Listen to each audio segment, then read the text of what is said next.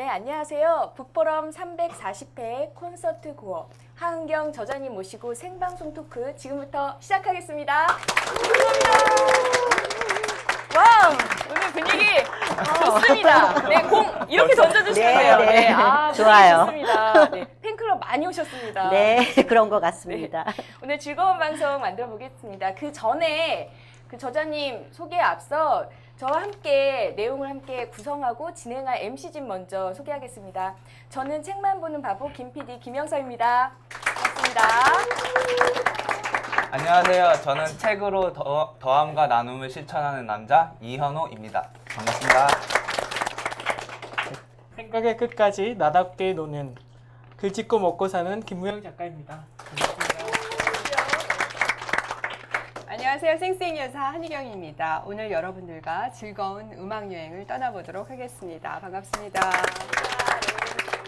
MC진에 대해서 약간 특이사항이 많아서 잠깐 말씀드릴게요. 저희 MC진 신청을 받아서 이제 이렇게 하고 제가 때에 따라서는 요청을 드리기도 하는데 지금 처음이시죠? 네, 처음이에요. 저분 사진을 보면 뭔가 책을 들고 계시죠? 사진을 보내달라고 했더니 콘서트 고 책을 들고 직접 찍어서 보내주셨어요. 북포럼 MC 역사상 이러신 분 처음 봤어요. 그리고 지금 김무영 그 MC 자리에 계신 이분은 예전에 저쪽에서 이제 인문학 행복한 놀이다의 저자님으로 나오셨는데 MC 자리에도 나오셨습니다. 오늘 MC로서는 어떻게 하실지 보겠습니다. 그다음에 한희경 MC님은 워낙 많은 방송을 통해서 그 명품 MC로 인정을 받으셨죠. 그래서 저희 네. 같이 해주세요. 네, 저희 MC진 그 공지를 냈을 때 MC진 대박 뭐 이런 표현이 많았어요. 그래서 재밌는 시간 만들어 보겠습니다. 그리고 드디어 기다리고 기다리시던 하은경 저자님 모시겠습니다. 일단 잠시만요. 일단 양님 먼저 소개하고 말씀드릴게요. 실제로 콘서트 고어이시죠. 그리고 피아노학과 전공하셨고 28회 음악치료 전공을 위해 독일 유학을 감행하십니다. 네, 스위스 융연구소 너무 어려운데 임상가를 위한 분석심리학 입문과정 졸업하셨고 국내 최초 독일의 음악치료 석사이시고 지금 현재 음악치료 임상연구소에서 음악치료를 하고 계시죠. 하은경 저자님 모시겠습니다. 반갑습니다. 지금 여기를 즐기자라는 인생의 모토로 살고 있는 하은경입니다. 반갑습니다. 반갑습니다. 사진 마음에 드세요? 아니, 한 20년 전 사진을 어디서 구하셔서 어디 신문 인터뷰 기사라고 네네. 하신 것 같은데 어쨌든 그 똑같으세요. 노력에 네. 너무 감사합니다. 네. 네, 헤어스타일이 더 멋져지셨고 똑같으세요. 네, 웬만하면. 고맙습니다. 립 서비스. 어? 고맙습니다. 그리고 피아노학을 전공하셨는데 네. 지금도 피아노를 치시는 건가요? 연주로는 안 하고요. 네. 치료할 때, 필요할 때 치고 있어요. 근데 아, 저희가 네. 지금 치료해서 치는 피아노는 여러분이 생각하시는 무슨 아름다운 뭐 노래가 아니라 네. 거의 피아노를 타악기로 생각하고 두드린다라는 개념으로 치고 있기 때문에 네. 음악은 아니라고 생각하면 되죠. 아, 그러시구나. 네. 지금 사실 북포럼에서는 음악이라는 장르를 처음 시도하는 장르예요. 그래서 이 책하고 책을 통해서 음악을 우리가 어떻게 접근할지 이런 부분을 할 텐데 지금 음악도 이제 나오긴 할 텐데요. 주로 이제 다른 토크 위주로 얘기가 많이 될 거고 그리고 솔직히 말씀드리면 저는 클래식 맹이에요. 맹. 그래서 전혀 몰라요. 이게 친구분들도 오셨다고 하시는데 그래서 저 같은 클래식 초급자가 들을 수 있도록 편안한 방송으로 그렇게 진행하겠습니다. 이렇게 눈높이를 이해해 주시면 되겠습니다. 네. 음악 치료도 이제 잠시 후에 이야기를 해보고요. 그다음에 한번 이제 이 책에 대해서 한번 얘기 나눠보죠. 네. 네. 책을 봤을 때 사실은 음악치료사 하은경이 이야기하는 이렇게 나와 있어서 네. 음악 치료에 대한 부분에 대한 기대가 있었어요. 네, 네. 그런데 목차를 이렇게 보고 또 책을 읽어가면서 서울? 빈? 루체른? 이런 공간들이 막 나오는 거예요. 네. 아, 책의 구성이 음악이라면 음악에 대한 이야기를 음. 할 것 같은데 공간에 대한 이야기들을 중심으로 풀어가셨어요. 네. 이렇게 책을 구성하게 된 혹시 이유가 있을까요? 네, 있어요. 공간을, 그리고 하필이면 꼭 그 몇 도시를 지목한 이유가 있어요. 그러니까 책을 보면 제일 앞에는 그러니까 음악 페스티벌에 관한 이야기가 나오고, 그 다음에 세 도시가 나와요. 네 도시죠. 서울이 있고, 그 다음에 함부르크 있고, 비엔나가 있고, 그 다음 함부르크, 츠리히라는 네 도시가 나오는데, 이 네 도시는 제가 살아본 곳.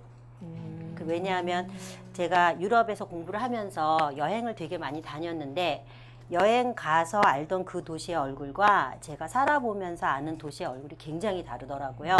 그래서 살면서 알 수 있는 그런 노하우들, 그래서 제가 좀 더 정확하게 알고 있는 그 도시를 중심으로 해서 네. 그렇게 해서 목차를 꾸미게 됐어요. 직접 살아봤다라는 게 굉장히 매력적입니다. 너무 좋죠. 그런데 저는 솔직히 낚였어요. 이 책. 맞아요. 많이 낚였다고 저 해요. 음악 치료에 대한 얘기인 줄 알았어요. 많이들 그러세요. 그래서 어떤 리뷰에 보면은요. 네. 뭐 음악 치료사가 썼다 그래서 뭐 임상집 같은, 물론 네네. 콘서트 고어니까 네. 음악에 관한 생각을 했지만 그래도 뭔가 음악 치료에 무슨 에피소드가 있지 않았을까 하고선 봤는데 한 자도 없다며 완전히 악플 쓰신 분도 있으세요. 네. 네. 또 오늘은 이제 그런 분들을 위해서 저희가 음악 치료에 대한 이야기도 한번 언급을 하고 네, 책에 그러세요. 없는 내용도 한번 여쭤보도록 네, 할게요. 네. 저자님을 낱낱이 이렇게 파헤쳐 뜯어보겠습니다. 주세요. 네. 그리고 이제 콘서트 고어라는 용어를 이제 안 짚고 넘어갈 수가 없죠. 저는 이 용어가 처음에 잘못 봐가지고요. 콘서트 투어 이렇게 읽고 네. 콘서트 고어가 뭔지 솔직히 몰랐어요. 저는. 네, 되게 클래식 공연을 자주 다니는 사람들은 콘서트 고어라는 말을 굉장히 많이 써요. 그런데 그렇습니다. 네, 나 음악회 가는 사람이다. 다 들통나네요. 나 콘서트 고어야 이렇게 하는데 의외로 내가 가고 있으면서도 내가 콘서트 고어라는 단어는 모를 수도 있어요.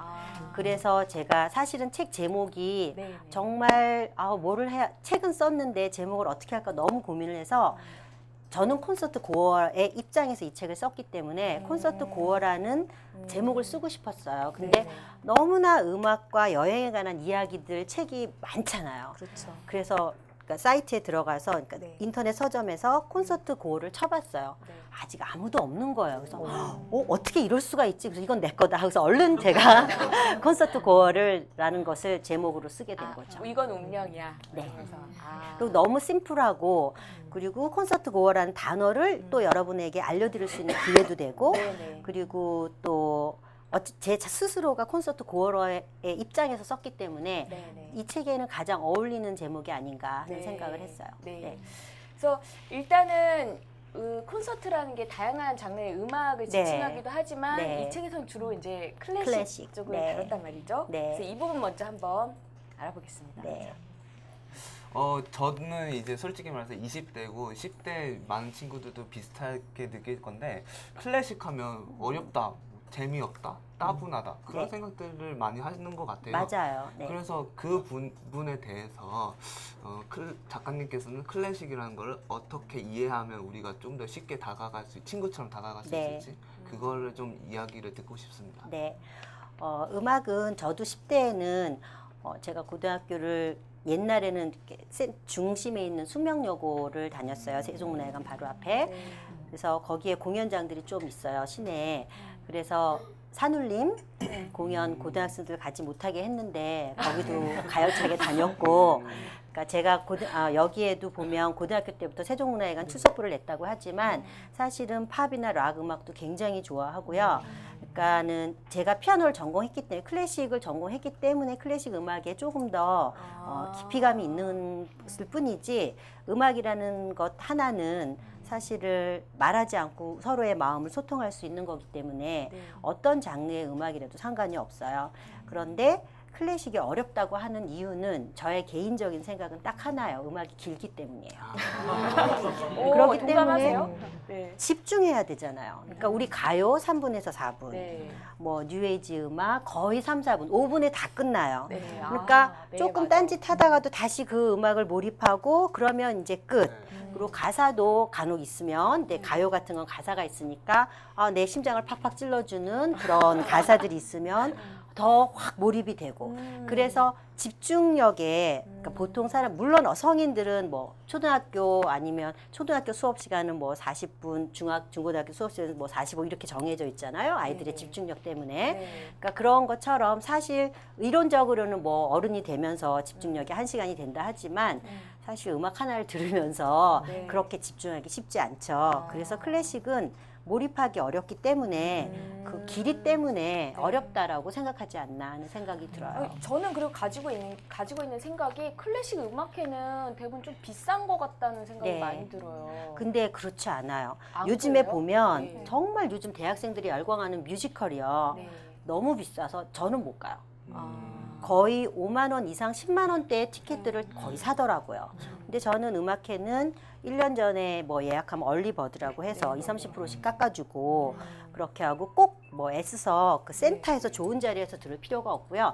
공연장마다 소리가 싼 좌석도 좋은 자리들이 되게 많거든요. 네. 특히 우리나라 예술의 전당은 3층 좌석 아주 좋습니다. 아. 그리고 서울 정보가. 네, 진짜. 그리고 서울시향 정명훈 선생님이 오시면서부터 서울시에서 재정을 많이 도와주기 때문에 네. 10,000원부터 시작을 해요. 10,000원이요? 네.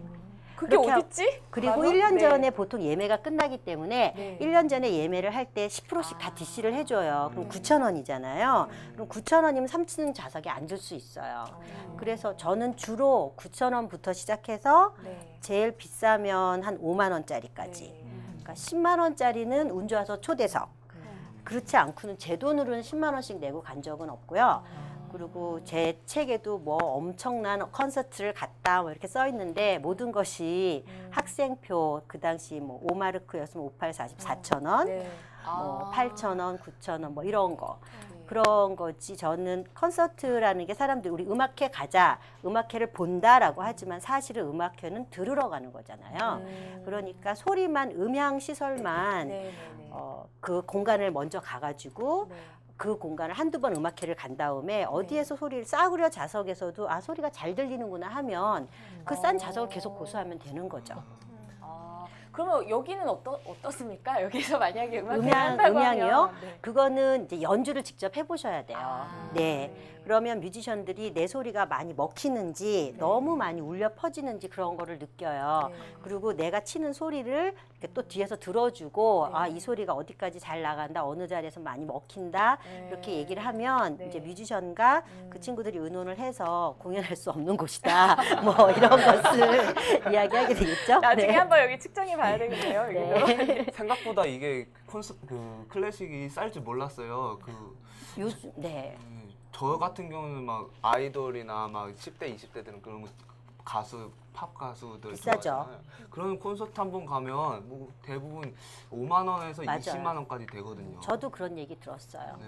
그리고 뮤지컬 왜 배우 정말 잘 나가는 뮤지컬을 네. 완전 싹 매진되는 그런 분들 건 거의 다 10만 원 이상짜리. 그러면 이렇게요. 나중에 여자친구랑 있어요? 네. 있어요. 여자친구랑 그냥 찔러봤는데 있네. 그럼 여자친구랑 같이 그 말씀하신 거기 가서 듣고 인증샷 올리기. 네. 네. 좋습니다. 예술의 전당 3층. 네. 네, 삼촌. 네, 3층, 네. 그래도 그렇다 하더라도 클래식을 잘 모르겠어요. 그래서 클래식 너무 어려운 것 같아요. 저한테는 이렇게 먼저 이렇게 문의를 드렸더니 그걸 한번 링크를 하나 4개를 보내주셨더라고요. 네, 네. 그걸 한번 네. 먼저 한번 그럼. 알아볼게요. 이 네. 링크를 보내드린 이유는요. 네. 제 책에 보면 제가 굉장히 좋아하는 오보이스트에 관한 이야기가 나와요. 네. 오보이스트라고 하면 오케스트라 중에서 네. 오케스트라가 현악기들이 있고요. 네, 네. 그다음에 지휘자랑 마주 보면서 관악기들이 자리를 잡아요. 네. 근데 그 관악기 중에서 제일 먼저 보이는 곳이 높은 소리부터 낮은 소리로 이쪽에 왼쪽에서 오른쪽으로 이렇게 앉아요. 관악기가 그러니까 죄송한데 네. 뭐죠? 네, 파이프로 불어가지고. 된 불어서 네, 네, 나는 네. 소리. 그리고 목관악기가 있고 나무로 된 목관악기, 네, 네. 그다음에 금관악기가 네. 있어요. 그런데 그 목관악기 중에서 플룻이 피콜로라는 악기가 제일 높고 그다음이 플룻, 그다음에 오보에라는 악기가 있어요. 근데 제가 개인적으로 제일 좋아하는 악기가 오보에예요. 네. 근데 그 오보에 제가 인정하는 제일 좋아하는 네. 그 오보이스트가 예전에 클라우디오 아바도가 있었던 네. 베를린 필에서 상임이 아니고 제일 악장을 맡았던 그 셸렌베르기라는 분인데 네. 그분 때문에 이제 오보에 소리에 굉장히 관심을 많이 갖게 됐고 그리고 오보에 소리가 어쩜 그렇게 악단마다 네. 제일 주자들이 연주하는데도 불구하고 그렇게 다른지 다 다릅니까? 정말 달라요. 그래서 제가 이 곡을 네. 그러니까 슈만의 피아노 콘체르토는 네. 피아노와 오케스트라가 대화를 하는 곡이라고 생각하시면 돼요. 그래서 피아노가 항상 앞에 나와 있고 오케스트라가 있고 지휘자가 그 양쪽의 호흡을 맞춰주면서 네네. 음악을 이끌어가게 되는데 이 곡에서 피아노가 나오고 그 다음에 목관이 나오는데 거기에서 오보에가 거의 솔로처럼 들려요. 아. 그런데 그 오보에 이 네 사람의 지휘자와 네 곳의 오케스트라가 어떻게 그렇게 다룰 수 있는지 네. 똑같은 곡을 한번 들어보시면 짧게 좋을 것 들어볼까요? 같아요. 네. 그러면 네. 먼저 1번 머레이 페라이어. 펄어요. 네. 펄퍼레이어. 예. 들어볼게요. 소리가 소리가 안 나오는데요. 크게. 더 크게 올려주시겠어요? 아, 우리 쪽에는 아니고 온라인 쪽에는 아니고. 여러분 잘 들리세요 혹시? 잘은 안 들리세요? 네, 오보이스예요? 음성을 크게 하실 수 있나요?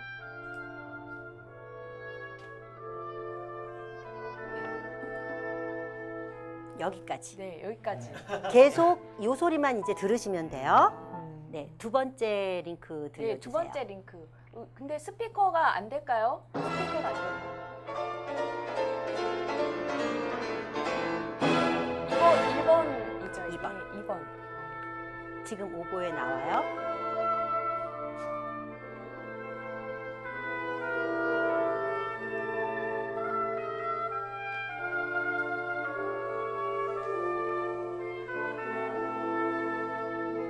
네, 여기까지예요.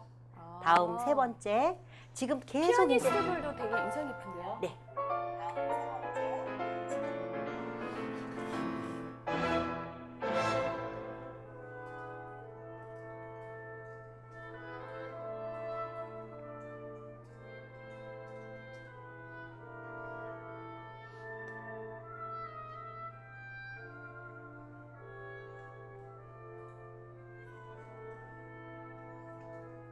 네. 네. 다음 곡.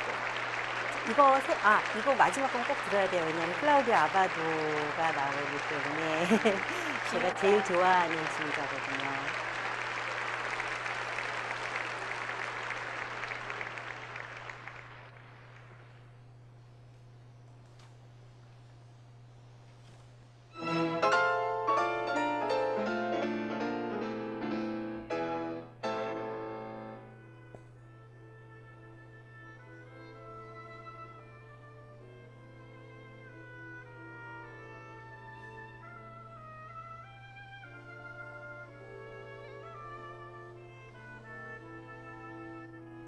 네. 지금 들으시면 지금 마지막은 오보의 주자가 보이지 않았지만 네네. 앞에 세 링크에서는 오보의 주자가 보였잖아요. 네. 보실 때 시선으로도 그러니까 보는 거로도 아실 수 있듯이 연주자들의 연주하는 모습이 다 다르죠. 네. 그러니까 세 번째 그 제 기억에 런던 필이나 런던 쪽의 오케스트라였던 것 같은데 그 여자 네. 오보에를 하신 분이 굉장히 쿨하게 연주하잖아요. 아, 그리고 네. 첫 번째 연주자 알렉사이라고 그 러시아에서 네. 이쪽 서방으로 와서 제가 그 셸렌베르기라는 사람 그 이후에 좋아하게 된 그 오보이스트인데 저는 오보이스트가 초점이 아니고 네. 피아니스트가 초점인 줄 알고 제가 이걸 굉장히 다 뒤져가지고 제가 뚝- 링크를 올려드릴게요. 지금 소리가 잘 안 들리셨죠? 네. 이 스피커 좀 체크해 주세요. 이거 어떻게 나올 수 있는 방법이 없는지. 여기 계신 분이 뒤에서도 소리를 음악이. 제대로 못 들으셔서 너무 네. 아쉬운데요. 근데 굉장히 초집중하는 효과는 있는 것 같아요. 정적이. 옛날에 듣기 평가하던 네. 그래서 제가 올려드릴 테니까 나중에 꼭 한번 들어보셨으면 좋겠어요. 네. 그래서 이 연주자들의 표정이라든지 그리고 특히 그 첫 번째 주자 알렉사이 네. 그분 성이 지금 갑자기 생각이 안 나는데 제 책에 있어요. 네. 이렇습니다. 죄송합니다. 그런데 그분 같은 경우는 지금 아까 처음에 나왔던 그 오케스트라 이 머라이 퍼라이하고 하는 오케스트라가 그 네덜란드의 네. 콘서트 허버라는 오케스트라 하우스에 있는 오케스트라예요.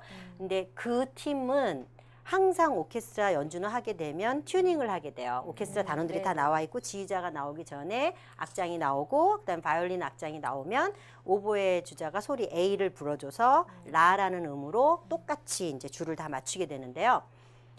여기 이 암스테르담 오케스트라만 오보에 주자가 벌떡 일어나요. 아. 튜닝을 하는데 자기 독주 아니잖아요. 튜닝하는데 일어나서 아까처럼 이렇게 앞으로 이렇게 세워서 보통 다 이렇게 불어요.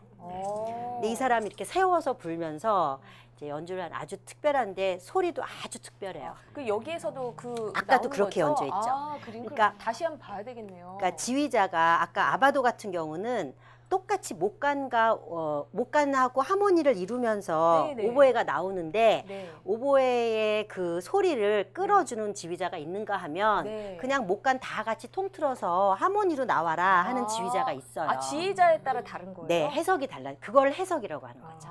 아, 이번 곡의 해석이 이렇다. 오, 그렇게. 네. 네. 처음 알았어요, 저는. 네, 그래서 아, 지금 곡에 네. 차이가 있는 네. 거예요. 그래서 아, 이런 네. 묘미를 이제 아시려면 클래식을 조금 더 들으셔야 되고요. 처음에는 잡식.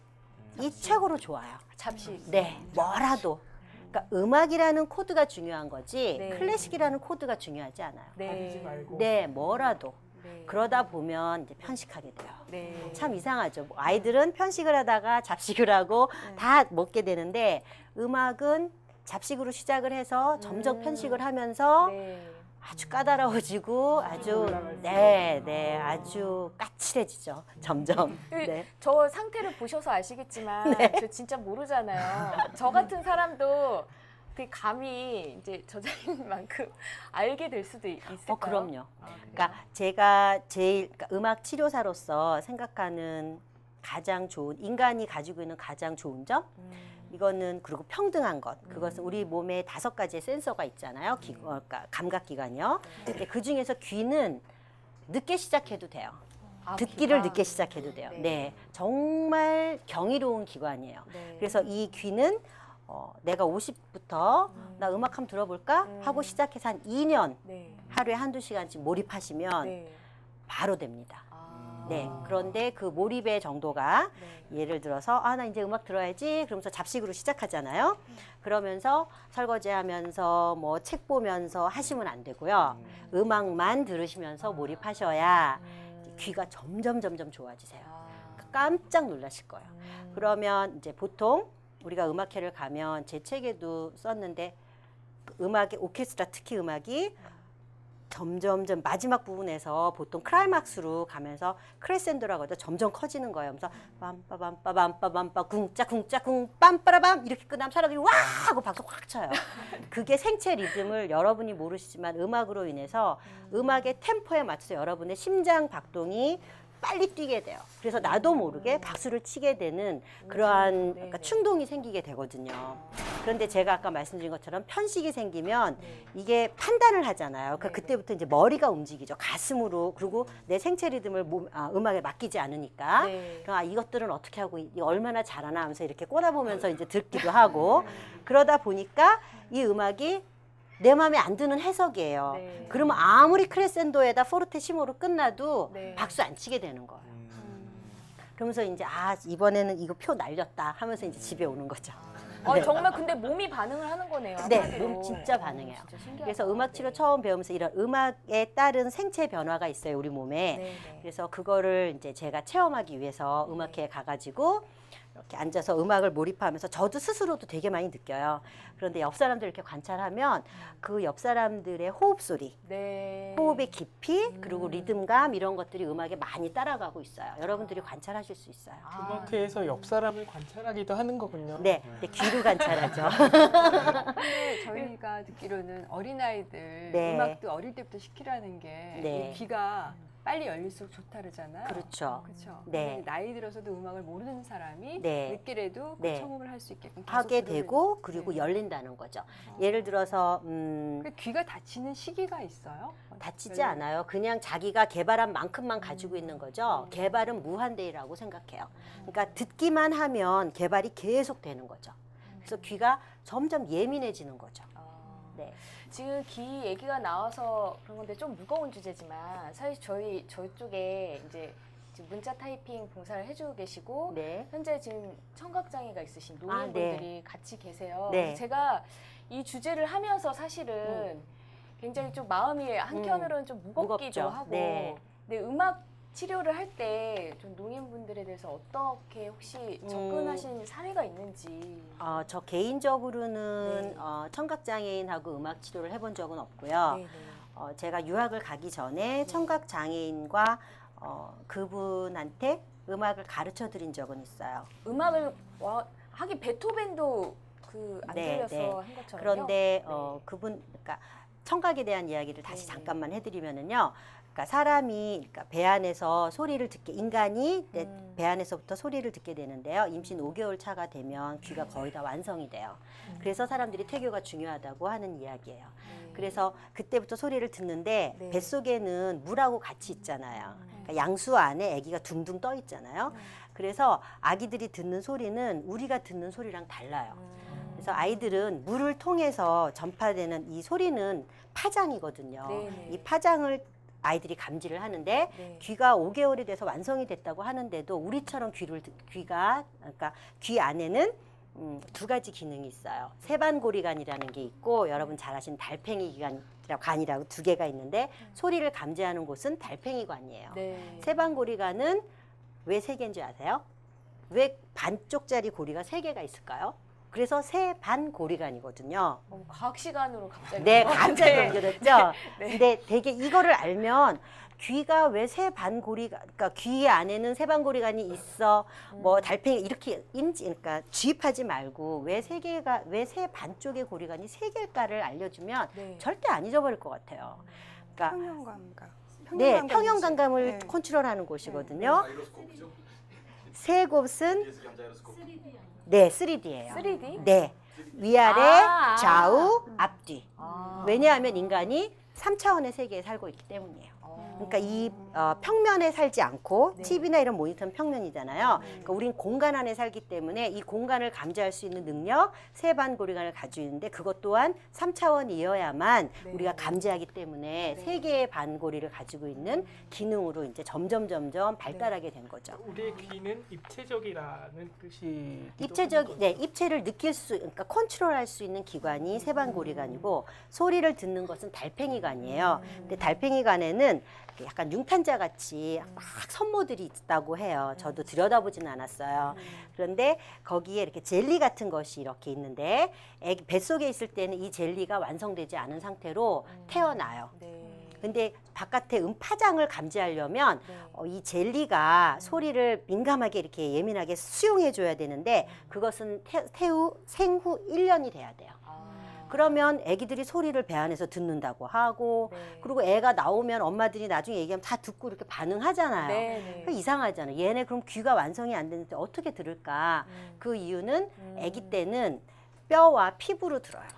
진동으로. 그럼 귀가 네. 그렇게 설명하시면 정말 편할 것 같아요. 안 들려도 그런 피부나 이런 데 네, 들을 이 수 감각이. 있다는 거예요? 그래서 만약에 선천적인 청각장애를 가지고 있다면 태아에서 가지고 있는 네. 그 피부와 뼈의 진동을 통한 소리 감각을 우리처럼 많이 잊어버리지 않아요. 그래서 여러분 작은 신의 아이들이란 영화에서 보면 거기 그 영화인가? 갑자기 제목이. 네, 거기 청각장애 아이들이 나오면서 그 선생님이 이 아이들한테 음악을 가르치려고 하는데 아이들이 소리를 스피커를 통한 반응이 없으니까 아이들한테 귀를 다 테이블에다 대라고 해요. 왜 그러겠어요? 그게 스피커의 소리가 바닥을 타고 이 나무를 타고 올라가거든요. 여러분들 폭주족 오토바이 왕 하면서 머플러 막 왕왕왕왕 막 틀고 소리 크게 틀고 신호대게 옆에 오토바이 옆에 한번 서보셔서 그러셨어요. 그러면 그 바닥을 타고 타이어 바퀴를 타고 차 안으로 그 진동이 전율이 오거든요. 네. 그러니까 그 파장의 힘이라는 게 굉장히 큰 거죠. 사실 이 이야기는 사실 농인 당사자분들은 불편한 이야기일 수도 있어요. 네. 그렇죠? 근데 음악 치료의 관점에서 어떻게 접근하는지 한번 이야기를 듣고 싶어서. 네. 네. 그래서 제가 경험했던 그 청각 장애인 분은 중도 청각 장애를 갖추셨는데도 음악적인 능력이 되게 뛰어나시고요. 네. 소리를 완전히 못 듣지는 않으세요. 그러니까 조금 들으세요. 네, 그래서 네. 제가 피아노를 쳐드리면 그 소리를 녹음해서 귀에 가깝게 해서 계속 들으시면서 그 노래를 외우셨다가 교회에 반주를 하시는 거예요. 모든 찬송가를. 그래서 제가 떠나기 직전까지 그 찬송가 뭐 500 몇 장인가 600 몇 장을 네. 다 가서 처음에는 직접 쳐드렸어요. 그렇게 눈으로 보면 화성을 바로 익히시거든요. 비주얼이 훨씬 더 강해지기 때문에. 그런데 나중엔 떠나게 돼가지고 그러면 소리로라도 하셔야 된다고 제가 녹음을 해드렸는데 그런 식으로 훨씬 더 왜 립을 읽는 입술을 읽기도 하잖아요. 그런 식으로 시각 쪽에 더 그러니까 예민해지기 때문에 그런 쪽으로 그러니까 소리라는 매체 자체를 기능적으로 할 수 없기 때문에 네네. 그걸 억지로 하려고 한다기보다는 네. 그분들이 더 잘할 수 있는 것으로 소리라는 것을 영상이라든지 이런 것을 네. 통해서 이미지로 갈 수 있도록 해드리는 게 저는 더 좋을 것 같아요. 맞습니다. 즉 완전히 전문적인 내용을 왔는데 이제 다시 이제 원점으로 네. 들어가서 네. 이제 빠른 걸음을 한번 해보겠습니다. 네. 지금 여러분 이거 보신 적 있으세요? 베토벤 바이러스? 예, 이 베토벤 바이러스 예, 여기에서 보면 네. 그거 기억나세요? 이 똥덩어리 막 네, 이러잖아요. 네, 네. 이 지휘자가 그래서 연주가나 지휘자에 대한 편견이 사람들이 좀 있지 싶은데 네. 네, 이 걸음을 이제 클라우디아 아바도 그림이 나오네요. 네, 안할 수가 없죠. 네. 이 어. 아바도를 특히 좋아하시는 이유가 있을 것 같아요. 네. 제가 생각하는 음악 그리고 음악을 해석하는 거는 그 사람의 인격을 대변한다고 생각해요. 그러니까 우선 중요한 거는 기술이죠. 그래서 뭐 사람들이 말하는 세계적인 음악가들 뭐 그게 피아니스트가 되든 바이올리니스트가 네네. 되든지 간에 그런 사람들은 어쨌든 한 10년 안에 그러니까 기능적인 것은 거의 끝낸 사람이고 그 다음부터는 음악을 내가 어떻게 표현을 해서 청중에게 전달하는 것이냐거든요. 그런데 그 전달력이라는 게 개인적 랑랑이라는 피아니스트 여러분들 거의 팝 가수처럼 우리 정말 팝 아티스트처럼 정말 유명한 우리나라에서도 아마 예술의 전당을 거의 매진 그분 혼자서 독주를 하더라도 할 수 있는 저는 피아노를 그러니까 고개가 뭐죠 서커스로 네. 친다고 그렇게 말해요. 그러니까 쇼를 되게 많이 하는데 네. 그분이 그렇게 할 수 있는 이유는 그분이 할 수 있는 이유는 기술이 탁월하기 때문이에요. 근데 제가 생각하는 랑랑의 음악은 그렇게 진실하지 않은 것 같아요. 왜냐하면 보여주고 싶은 게 너무 많아서. 이런 기술적이고 막 화려하고 이런 너무 것들이 잘하니까. 그리고 아직 젊어요. 20대거든요. 그러니까 아직은 성숙되지 않았으니까. 앞으로 그 사람이 어떻게 변할지 모르겠지만 그런데 이런 클라우디아 아바도라든지 제가 좋아하는 사람들은 좀 비슷한 성향의 사람들인 것 같아요. 음악가들 중에서.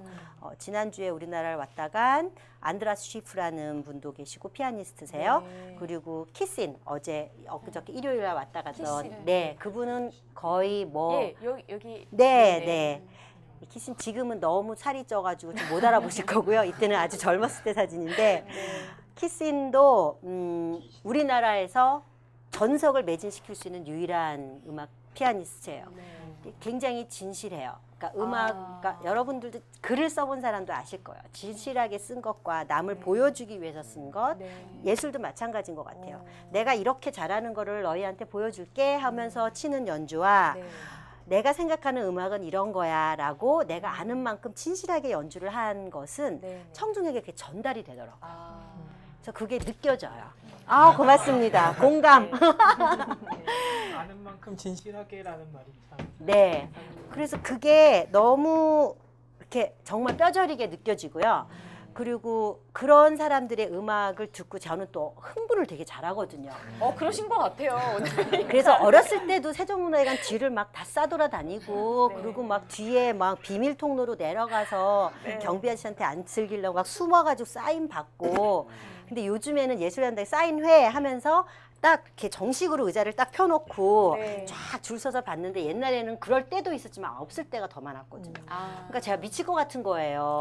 이 사람 더 가까이서 봐야 되는데 그래서 막 앵콜을 포기하면서 막 비상 통로로 내려와서 무대 뒤에서 막 달달달달 떨면서 서 있다가 뭐 고등학생이 무슨 영어를 하겠어요. 그저 뭐 땡큐 뭐 이거만 하면서 사인해달라고 계속 종이 내밀고 이런 식으로 해서 뭐 번스타인이라든지 이런 굉장히 커다란 음악가들한테 사인을 좀 많이 받아봤는데요.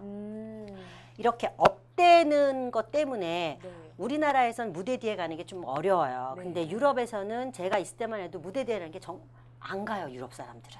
무대 흥분을 뒤를 좀, 안 가요? 네, 안 아. 하더라고요.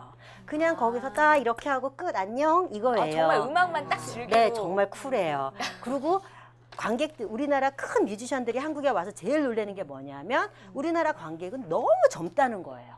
정말 젊어요. 오. 네, 아마 저희 나이가 최고령층에 속해요. 아. 클래식 음악회를 가더라도. 네네. 그런데 서양은 가면 네. 그러니까 음악회를 시작한 무대에 불을 비추고 나머지 불을 끄잖아요. 무대가 관객석이 환합니다. 이유가 다 음발이세요.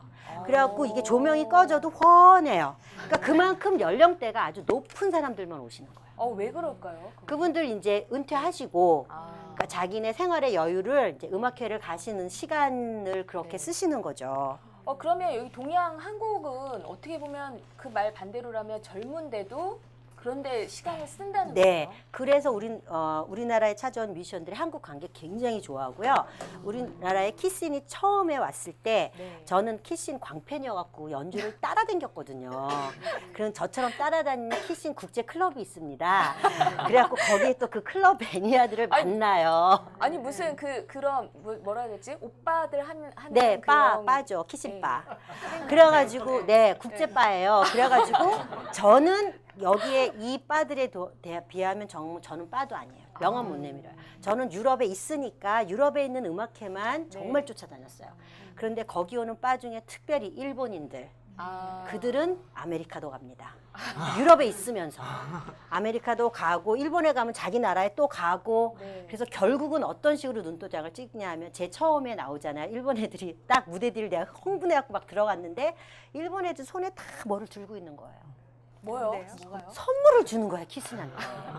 저 아니, 완전 우리 열받았어요. 오빠한테. 아, 저럴 수 있구나. 아, 저렇게 어떻게 저렇게 큰 사람한테 개인적인 저런 인사를 하지? 근데 키스니 너무 좋아하면서 땡큐, 땡큐 싹 받아가지고 옆에 엄마한테 주고 또 받아서 이렇게 너무 다 챙기는 거예요. 그래서 아, 저거구나. 다음 달에, 내년엔 나도 저렇게 하리라.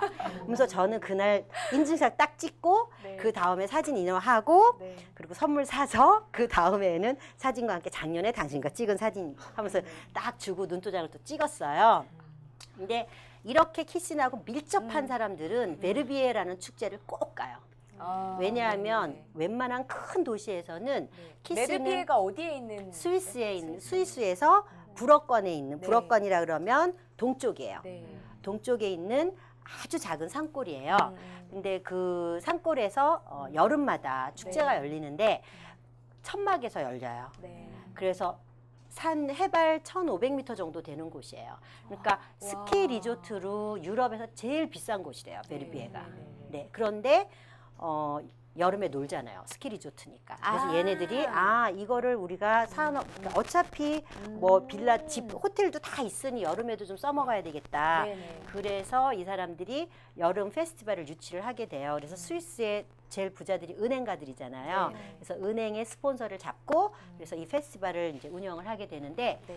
유일하게 키신이 온 가족과 함께 이 페스티벌에 와서 연주를 하면서 동시에 휴가를 즐겨요. 네. 그러니까는 키신 바드는 그 히스토리를 다 아는 거죠. 거기 갑니다. 2주를 그냥 같이 있습니다. 아니 근데 진짜 댄스 우리 그 그룹들 예나 지금이야 다른 게 없네요. 똑같아요. 분야만 다를 뿐이지. 네, 맞아요. 정말 그러니까 네. 인간의 본성이라는 게 네. 다를 수가 없잖아요. 네. 클래식도 예외가 아니에요. 아, 그러니까요. 아니죠. 네. 이렇게 말씀하시니까 훨씬 좀 만만하게 느껴져요. 만만하세요. 만만하게 느껴져요. 생각하셔야 돼요. 그럼 키씨는 그러니까 아까 아바도도 그렇고 키신도 그렇고 진정성 있는 음악이어서 좋다라고 네. 하셨는데 솔직히 말씀해 주세요. 외모도 반영이 됩니까? 외모 반영되죠. 근데 정말 이상하네요. 제가 좋아하는 진실하다는 음악을 하는 그 뮤지션들은 다 외모가 좋은데요. 뭔가 좀 통하는 것 같은데요. 지금 갑자기 맞는 것 같아요. 네. 작가님 말씀 나눠보니까 우리 MC진 다 느끼고 있을 텐데 어디로 튈지 모르겠어요. 말씀하시는 부분이. 그런데 그런 다른 피아니스트에 비해서 어떤 기교적인 면 빼고 네. 이분이 우수한 어떤 점을 특히 좋아하시나요? 음, 여자님께서는 이분이 많은 평론가들은 키신을 좋아하지 않는 사람도 상당히 많아요. 왜냐하면 색채가 네. 상당히 있거든요. 아. 그리고 저도 30대에 제가 키신 20살 때부터 따라다녔어요. 저랑 10년 차이가 나서 저는 30, 얘가 20살일 때 어떻게 이런 애가 있지? 그러면서 오히려 연하였네요. 상당히 연합니다. 아, 근데 네, 맞아요. 그래서 이 친구가 사실은 대여섯 살 때 데뷔를 했거든요.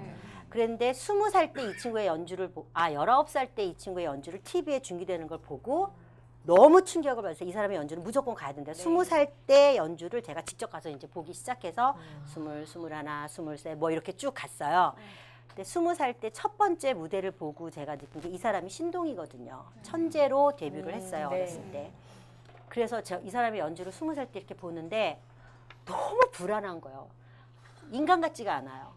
그래갖고 네. 음악을 하는, 그리고 우리 저는 피아니스트가 아니지만 피아노를 치는 사람들이 손 모양이 어느 정도 좀 정해져 있거든요. 네네. 그러니까 왜냐면 타건을 해야 되니까. 네네. 근데 키신의 타건은 정말 특이해요. 나비처럼 쳐요. 저도 훨훨 날아다녀요. 네네네. 그런데 소리가 나요. 너무너무 신기한 거예요. 그리고 수학가 같아요. 수학가 같다는 말. 치밀한 계산에 의해서 연주하는 사람 같아요. 그러니까 감성에 어필한다기보다는 네. 완벽하게 짜여진 어떤 건축물 같은 것을 한 치를 놓치는 것이 없이 네. 정확하게 시작해 자기의 계획에 의해서 완벽한 건축물을 딱 만들고 내려온 사람 같아요. 오히려 너무 완벽해서 싫어하는 사람도 있을 것 같아요. 그러다 보니 네. 음악이라는 건 감성, 그러니까는 이렇게 돼야 되잖아요. 그런데 그게 덜 와 닿는다고 해요. 그래서 저도 지금은 이제 바에서 조금 빠져나왔거든요. 그러다 보니 제가 조금 객관적인 시선을 갖게 되는 것 같아요. 네. 그래서 엊그저께 일요일 날 연주가 있었는데 우리나라에 첫 번째 와서 11곡의 앵콜을 하고 네. 사인회를 하고 밤 12시가 넘어서 네. 모두 다 집에 돌아간 신화를 세웠어요. 네. 그런데 그때 그 당시에 첫 번째 우리나라 연주가 일본에서 뭐 수도 없는 연주를 했었고 그 전에 네. 그 첫 번째 아시아 투어라고 하면서 대만 찍고 서울 찍고 일본을 가는 거예요. 네. 네. 근데 그때 그 국제 그 키신바 홈페이지가 난리가 나요. 대만에서 7, 8곡을 했다. 과연 서울에서 몇 곡 할 것이냐. 뭐 난리가 났는데 서울에서 11곡 했다 올라온 거예요. 저 그때 스위스에 있었거든요. 미치겠는 거예요. 와, 11곡 밤 12시에 갔다 그러고 야, 내 저기 있어야 되는데. 그랬는데 진짜요? 딱 그 해 저는 키신을 만났어요. 베르비에서. 네네. 그래서 한국 어땠냐. 네. 그 다음 해 네. 물어봤어요. 그러니까 one of best audience라고 했어요. 아. 그래서 그러면 one of best, 베스트는 하나여야지 왜 one of냐 네. 했더니 일본과 한국이라고. 아. 네. 그리고 한국이 뭐가 좋았냐 했더니 음식이 너무 자기 좋았다고. 근데 베르비에는 그게 가능해요. 네. 아무리 그레이트 뮤지션이라도 음악회 끝나면 저 시커먼 저게 연주자들 대기실이거든요. 네네네. 가가지고 누구하고도 말할 수 있어요. 누구하고도 사진 찍을 수 있고 선물도 줄 수 있고 뭐 그래요. 네. 그래서 베르비에는 좋은 것 같아요. 서양 아이들이 들이대지 않아요. 아. 네. 그 한국의 오디언스에 대해서 얘기를 했으니까 이제 이런 부분도 한번 볼까요? 네. 네. 사실 책을 읽으면서 네. 이런 지휘자들에 대한 이야기가 나올 거라고는 예상하지 못했는데 네. 지휘자들에 대한 이야기 재밌게 읽었고요. 네. 그러면서 사실은 저도 클래식 맹인데 그래도 그러시구나. 제가 아는 이 지휘자라고 하면 정명훈 씨. 네. 네. 흔히 정트리오로 유명한 맞아요. 사실은 정명훈 지휘자가 표정에서부터 사실 나오는 어떤 것이 카리스마라고 하죠. 네. 근데 번스타인도 말씀하셨고 책에 나오는 그런 지휘자들과 우리 한국의 지휘자 비교했을 때 과연 한국의 지휘자는 어떠하다라고 이야기할 수 있을까요? 한국 사람이어서 어쩌다가 아니고요. 네. 그 개인인 것 같아요. 지휘자는 네. 개인이다. 네. 정명훈 선생님 제가 정명훈 빠고요. 역시. 서울시향은 제가 정명훈 선생님이 한국에 오셨을 때 서울시향을 맡았을 때 저는 애국자가 아니면 이 일은 할 수 없다라고 생각했어요.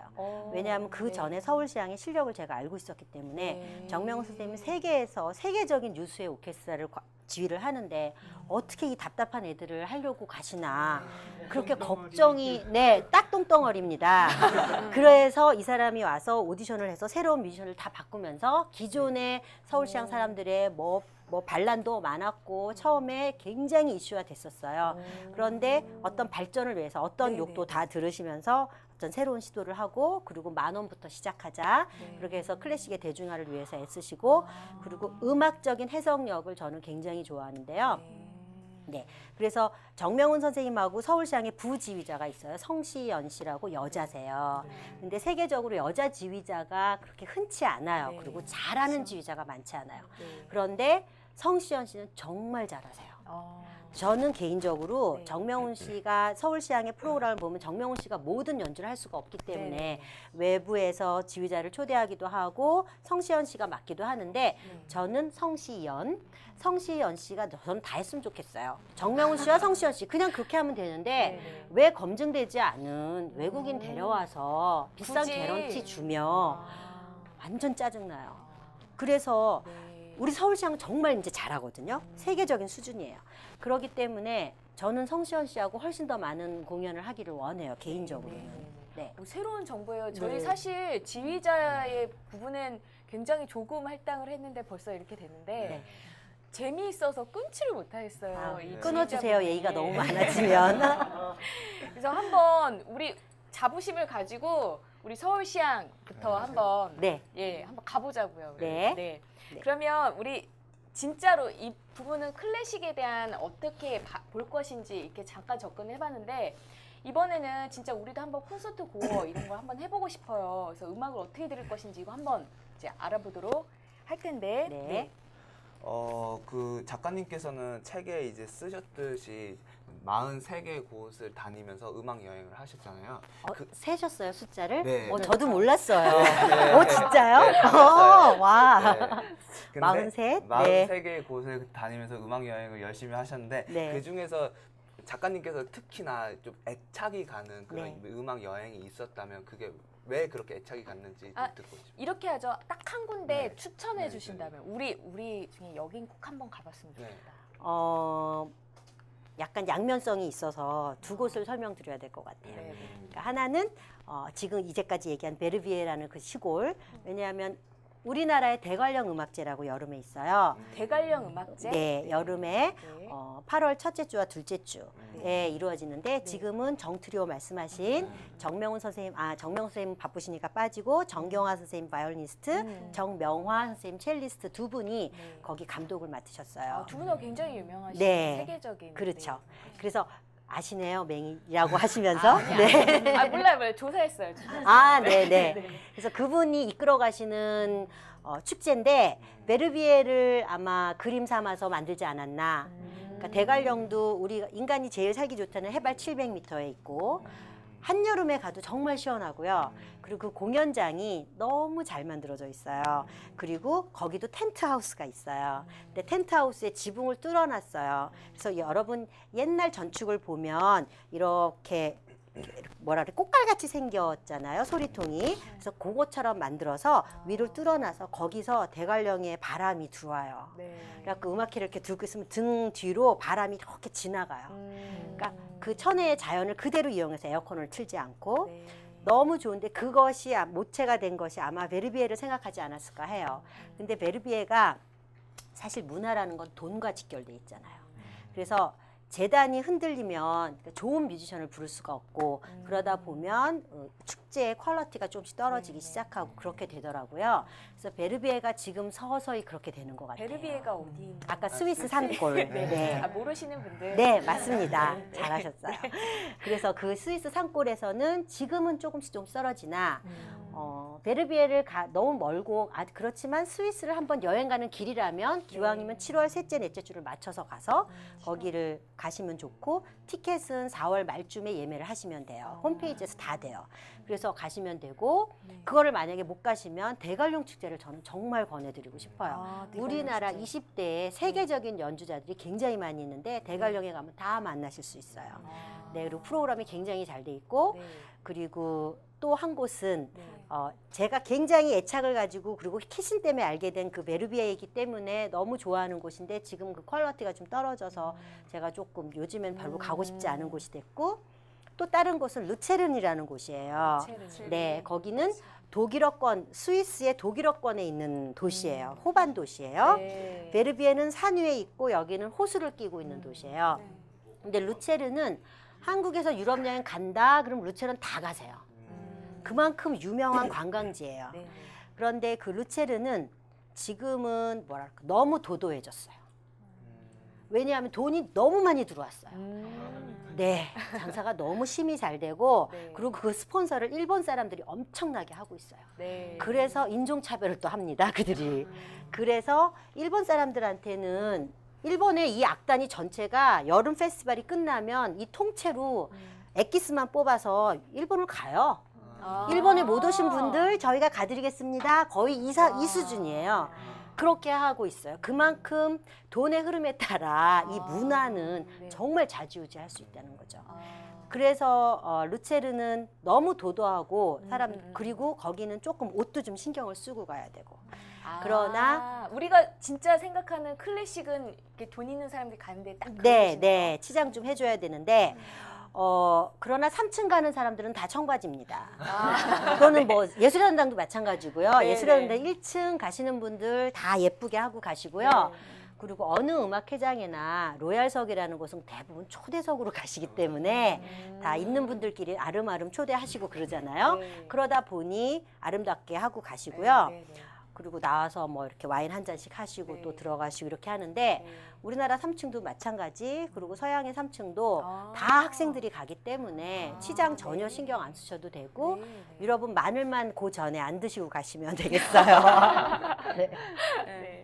그러면 저희 같은 문외한들이 정말 그 저자님이 써놓으신 그런 페스티벌, 해외 페스티벌 가려면 돈이 네. 좀 많이 들잖아요. 네. 그럼 뭐 평생 한두 번 가게 될 텐데 네. 아까 그 말씀하신 베르비에? 베르비에 네. 말고 네. 좀 더 저렴하게 갈 수 있는 추천하실 만한 곳이 있다면 경제적으로 저희가 접근할 수 있는 네.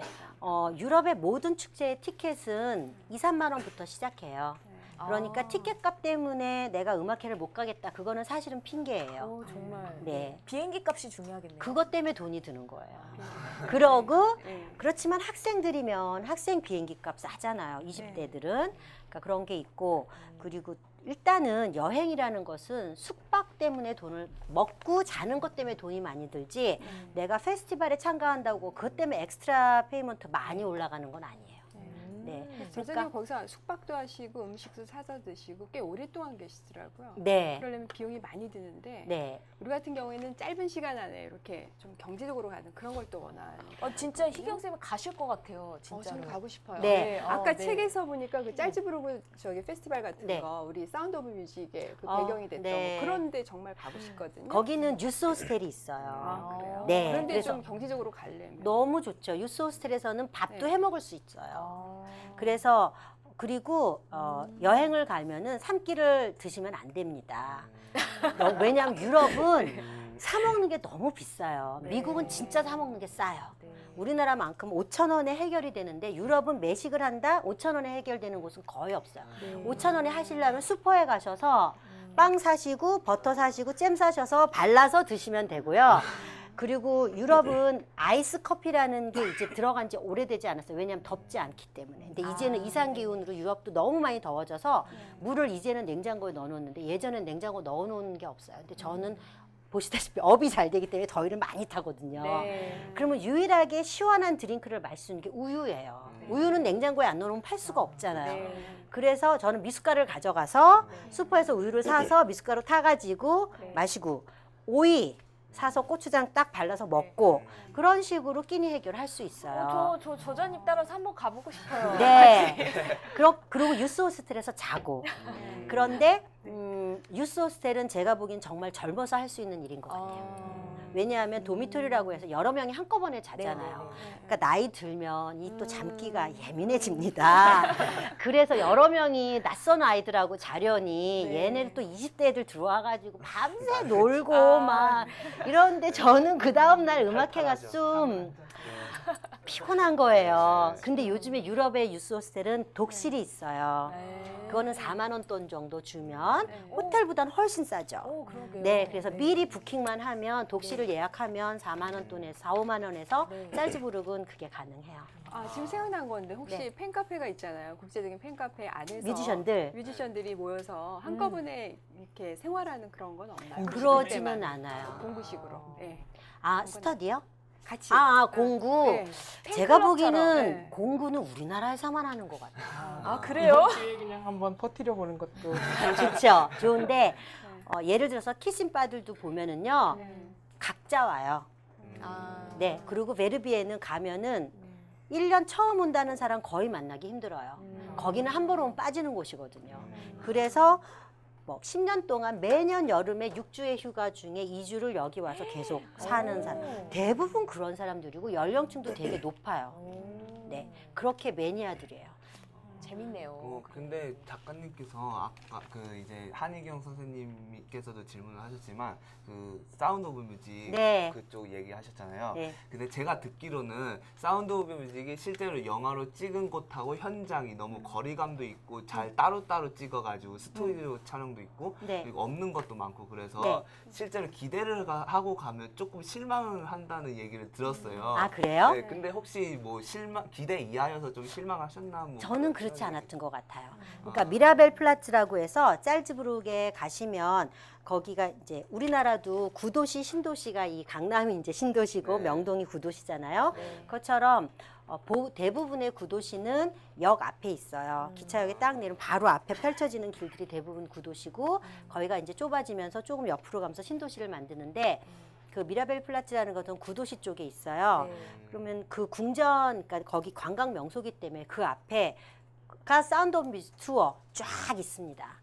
근데 그 중에 조금씩 퀄리티 차이가 있는데 제가 이 와인색을 참 좋아하는데 와인색 버스가 있는 그 투어가 지금도 있는지 모르겠지만 그게 제일 좋은 것 같아요. 근데 가는 곳은 똑같아요.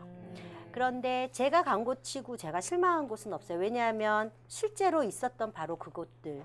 네. 그러니까는 주디 앤드류스가 결혼했던 그 성당, 그리고 호수, 그리고 아이들이 막 그 가로수에서 올라가가지고 막 노래하고 까부는데 자기 아이인지 모르고 막 여러분 그 씬이 딱 떠오르잖아요. 음악하고요. 그거를 독일어는 알레라고 해요. 알레라는 길은 그러니까 스트리트 이름에 무슨 스트리트라고 쓰지 않고 알레라고 써 있는 것은 가로수가 울창한 길이라는 뜻이에요. 그래서 그런 알레가 너무 많아요. 네. 그런데 꼭 사운드 뮤직이 아닌데 꼭 거기서 찍은 것 같아요. 그럼 막 노래가 막 귀에 환청이 들립니다. 네. 그리고 막 아이들이 그림이 보여지고요. 네. 그리고 지금 제 책에도 잠깐 인포메이션을 드렸는데 레오폴츠 크론이라는 호텔이 이제 생겼어요. 그게 지금 대령의 집이거든요. 예전에는 미국 애들이 사가지고 그냥 오픈을 안 했는데 지금은 그런 호텔이 들어서면서 네. 오픈이 돼 있어요. 그래서 그 홀이랑 다 보실 수 있어요. 나중에 한번 가보셔야 되겠다. 가보세요. 네. 근데 음악을 듣는 데 있어서 결국엔 좋은 공간을 차지하는 거, 그러니까 좋은 자리를 가는 것이 정말 중요한 것 같은데 저는 정말로 좋은 자리 그리고 음악을 듣는 좋은 귀 이 두 가지가 네. 제가 선생님께 얻어낼 수 있는 어떤 핵심 포인트가 아닐까 네. 생각하거든요. 네. 가령 별로 들을 기가 없어요, 저처럼. 네. 그런데 좋은 자리에 갔는데 그러면 좋은 자리에 가면 누구나 다 좋은 음악을 듣는 것인지 네. 또 하나 좋은 귀를 가진 사람은 어떤 자리에 가도 음악을 잘 들을 수 있는 것인지 네, 이게 너무 궁금하거든요. 예리한 질문이세요. 그러니까 첫 번째, 귀가 없어도 좋은 자리 가면 다 들리느냐? 그렇지 않죠. 아무리 좋은 음식이라도 미적인 감각이 없으면 다 맛이 똑같잖아요. 네. 그랑 똑같죠. 그러니까 내가 좋은 음악에 대한 귀가 열리지 않은 상태에서 S석을 가가지고 있으면 그건 진짜 낭비죠. 그래서 차라리 옷 사는 게 좋죠. 옷이나 구두, 자기가 좋아하는 거를 사는 게 전 좋다고 생각하고요. 네. 와인색으로 네. 그리고 또 아까 그 좋은 귀가 있으면 어떤 자리라도 상관없느냐? 그렇지 않아요. 왜냐하면 음악회장 중에서는 제가 한국에 있는 음악회장을 예를 들을게요. 세종문화회관 소리는 갑갑해서 정말 돌아버릴 것 같아요. 소리가 다 먹혀요. 그래서 네. 뮤지션들이 굉장히 힘들어해요. 네. 아무리 이렇게 열심히 잘해도 내가 내는 그 소리의 그 질이 관객에게 들어가지가 않아요. 그래서 이 사람들이 뭐 10년 전인가 레노베이션 음향 때문에 한다며 엄청나게 했어요. 근데 제가 보기엔 거의 똑같은데 네. 뭐가 달라졌냐면 3층의 소리가 좋아지고 1층 로얄석이 후져졌어요. 전 너무 좋은 거죠. 아, 1층에서는 이상하게 들려요. 근데 3층엔 너무 옛날보다는 훨씬 덜 먹히면 답답하게 들려요. 다행히도. 근데 소리의 이런 공연장의 팁은 뭐냐면 위에 좌석이 2층, 3층이 있으니까 위에 뚜껑이 있잖아요. 네. 그런데 안에 들어가 계시면 안 돼요. 아, 네. 왜냐하면 소리가 먹히잖아요. 네. 공명 이렇게 음이 다 튀기면서 들어오는데 네. 거기 소리가 들어오는데 멀고 아. 그리고 여기에 막히기 때문에 네. 예술의 전당도 마찬가지예요. 2층 관극이라 2층석이 비싼 자리지만 네, 네. 뒤쪽 자리는 싸요. 이유가 3층에 커버되기 때문이에요. 네. 그런데 3층은 뚜껑이 없잖아요. 네. 그러니까 앞에서 공명되는 소리가 그대로 떠서 우리한테 들리는데 중요한 건 세종문화회관 소리는 깝깝하고 예술의 전당 소리는 예민한 사람들은 목욕탕 소리라고 그래요. 웡웡웡 울린다고 그래요. 근데 아. 그 정도는 아니에요. 아. 그래서 정명훈 선생님이 네. 서울시향 공연을 네. 이제 처음에 오셨을 때는 세종문화회관하고 여기를 반반씩 하시다가 예술의 전당에 이제 무조건 예술의 전당에 사시고 네. 그때 양다리로 하실 때는 예술의 전당에 오시면서 막 사람들이 커튼콜 하면 네. 꼭 이렇게 착 하시면서 하시면 아우 난 예술의 전당 정말 좋아요. 딱 그 소리를 하세요. 아, 소리 때문에. 저는 그렇다고 생각해요. 연주자가 편하게 하실 수 있겠죠. 네. 답답하지 않을 테니까. 아. 그러니까 그런 부분 때문에 예술의 전당이 훨씬 더 선호를 하고요. 네. 그리고 합창석 자리 저는 정말 좋아요. 네.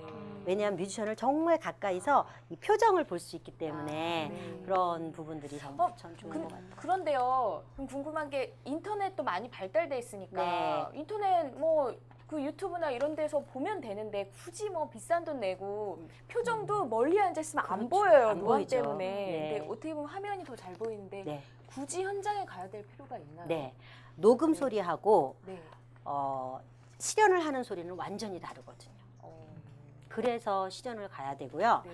그리고 어떤 연주자는 실연해서 녹음보다 못할 수 있죠. 왜냐하면 네. 녹음이라는 건 기술력을 빌리는 거니까요. 그렇죠. 네. 그런데 키신, 아바도, 그러니까는 탑 오브 탑이라는 네. 그 산 꼭대기에 있는 정말 큰 뮤지션들은 네. 역시 실연이에요. 아. 그러고 그 감동이 전해지기 때문에 네. 그거는 정말 포기할 수 없는 거죠. 그러니까 음악으로 치면 우리가 가수 라이브를 듣냐, 녹음 테이프 듣냐, 뭐 이 차이로 보면 네, 될까요? 그리고 똑같죠. 아, 네, 네. 네. 알겠습니다. 지금 일단 얘기는 하고 이 이야기를 안 넘어갈 수가 없을 네. 것 같아요. 네. 제가 오늘은 해야 되겠죠? 이 네. 책을 낚인 분들한테. 네. 네. 저는 궁금했던 게요. 네. 그 작가님께서 음악 치료사라는 길을 어떻게 가게 됐으며 네. 그 음악 치료사가 무슨 일을 하면 어디서 보람과 행복을 느끼는지 네. 그게 되게 여러 가지입니다. 첫 번째 질문이 왜 음악 치료사가 됐느냐인가요? 네. 음악 치료사가 된 이유는 저는 피아노를 전공했잖아요. 네, 아까 이력에도 네. 그랬죠. 그리고 제가 피아노를 전공하겠다고 생각한 건 6학년 때예요. 네. 그러니까 베토벤 전기를 읽었는데 아, 네. 오만 방자하게도 제가 너무 베토벤을 닮은 것 같더라고요. 적곡슬 머리 완전 스타일이 너무 똑같아요. 곱슬이고 혈액형도 AB형이라는 썰이 있습니다. 저도 진짜요? 또 네, 어머. 혈액형도 비슷하고 엄청나게 예민하고 제가 아, 굉장히 예민하세요? 예전 어렸을 때 굉장히 심했어요. 베토벤도 무지 까칠했다고 그러죠. 네, 그러니까 갖다 붙이는 거죠 무조건. 네. 그래서 앞머리 자르셨나 봐요. 그래서 내가 전기가 너무 나와 흡수하니까 동일시한 거죠 감이. 네, 네. 그래서 나는 피아노 그 전에는 맨날 피아노를 했다 말았다 이랬어요. 네. 그러다가 나는 피아노 전공을 할래 하고 네. 마음 먹은 게 그 전기를 계기로 6학년 때예요. 네. 그래서 그때부터는 좀 제대로 치고 좀 좋은 선생님한테 배우고 이렇게 했어요. 그 전에는 동네 학원도 다니고 네. 뭐 대학생 선생님들한테도 배우고 뭐 이랬다가 네. 그랬는데 정작 중학교가 됐는데 피아노가 딱 치기 싫더라고요. 근데 그때 제가 수학을 되게 좋아했었어요.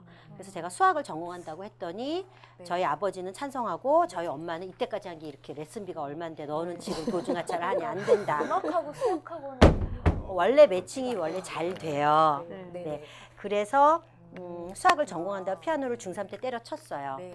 그래서 1년 동안 판판히 놀다가 이제 고등학교를 딱 갔어요. 그래서 저는 인문계 고등학교 간 거예요. 네. 그래서 고등학교를 갔는데 고등학교에서 피아노 전공을 그때 다시 1년을 놀고 보니 이때까지 10년을 피아노를 친 게 또 갑자기 저희 엄마의 그 이슈가 저한테 또 오는 거예요. 그래서 그럼 피아노를 또 그래서 고1 말에 다시 시작을 했어요. 피아노를 이제 전공해야 되겠다 하면서. 그래서 제가 첫 번째 시험에서는 똑 떨어지고 제가 재수를 해서 대학을 들어갔어요.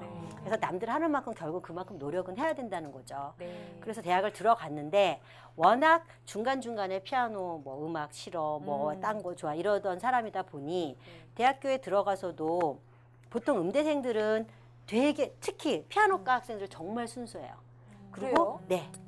보통 사람들은 음대 애들 야하다 뭐 그런데 이거 팟캐스트라 좀 오래 남는 아니요, 방송. 있는 그대로. 괜찮아요? 네. 피아노과는 화장이라든지 이런 거 절대 안 합니다. 손톱 매니큐어 할 수도 없습니다. 왜냐하면 이거 쳐야 건반. 되니까.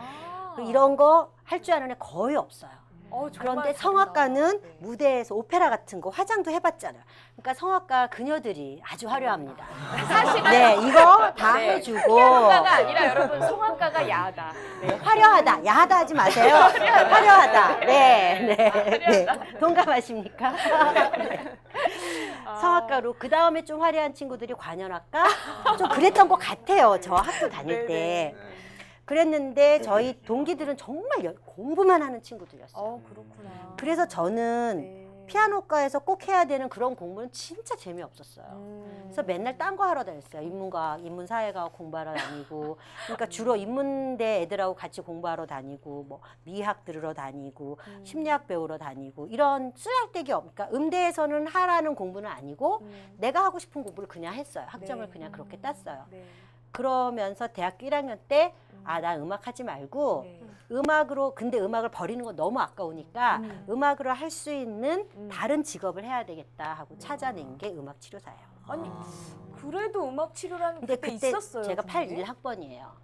81학번이요? 네. 제가 81년에 태어나신 분 계세요 혹시? 네, 여기 계실 것 같은데 어딘가? 저기 손 드셨는데. 정말요?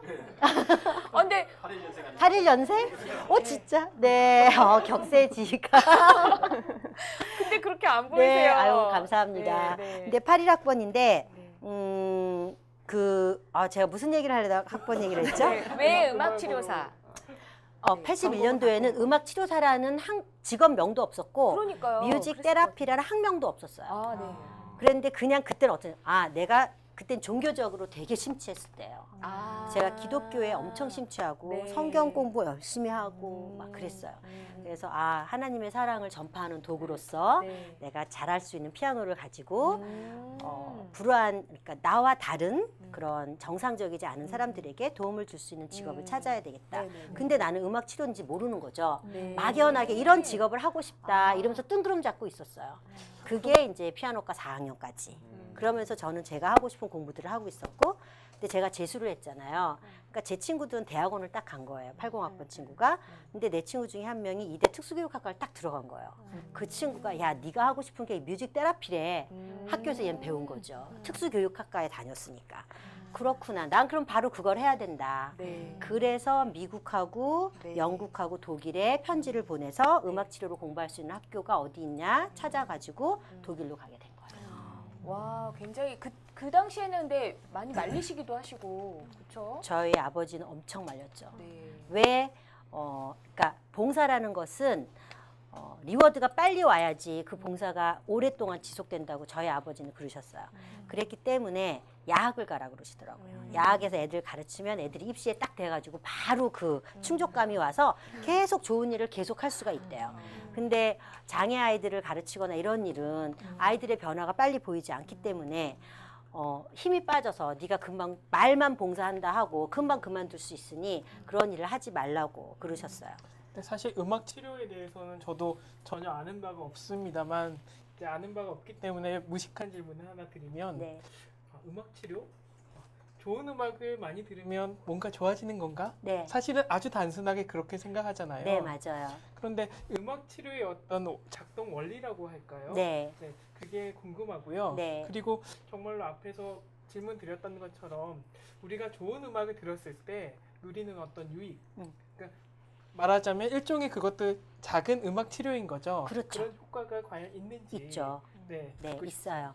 그러니까 음악 치료사라는 전문가가 치료를 할 때에는 병의 증상을 완화시키는 것이 목적이죠. 네. 그게 어떤 병이 됐든. 그러니까 음악 치료의 대상은 많은 사람들은 정신적인 질환을 생각하고 그리고 아니면 우리나라에서는 발달 장애의 대상이 되게 많아요. 그런데 실제로 음악 치료가 할 수 있는 범주는 훨씬 더 커요. 그러니까 재활 치료. 제가 되게 하고 싶었던 것이 그 야구 선수 중에 네. 프로야구 선수 중에 경기 중에 공 맞아서 쓰러서 코마 상태로 있다 돌아가신 분 있으세요? 지금 성함이 지금 임수혁 선수. 네, 임수혁 선수. 네. 그분 정말 제가 치료하고 싶었어요. 음악으로요? 네, 그걸 코마 음악으로 상태 치료할 수가 있나요? 네 가능해요. 그러니까 그만큼 음악 치료의 대상이 우리나라에서 알려지지 않은 거죠. 그 재활 치료에 굉장히 도움이 돼요. 그리고 제가 나이가 좀 더 많아진다면 음악 치료사에서 은퇴를 한다면 네. 우리나라 병원을 찾아다니면서 코마 환자들이나 아니면 미수가 인큐베이터 안에 있는 미수가들에게 음악 치료를 하고 싶어요. 미수가들의 환자라는 건 어떤 거? 코마 환자는 의식불명 환자들. 근데 미수가들 미수가들 네 할 수 있어요. 코마 환자들도 네. 의식이 없는 코마 환자들도 둘 다 네. 의식적인 교류가 되지 않죠. 네. 네. 아기는 너무 어려서 안 되고 이 사람은 말을 할 수 있었지만 의식이 없으니까 네, 대화할 네. 수 없고 네. 그래서 음악이 가능한 거거든요. 네. 그래서 여기에서 가능한 이유는 네. 음악이 아까 제일 먼저 말씀드린 음악은 인간의 생체 리듬을 변화시킨다 그랬잖아요. 네. 바로 그것 때문에 아. 코마 환자라든지 미숙 아이들의 인큐베이터 안에 있는 아이들의 네.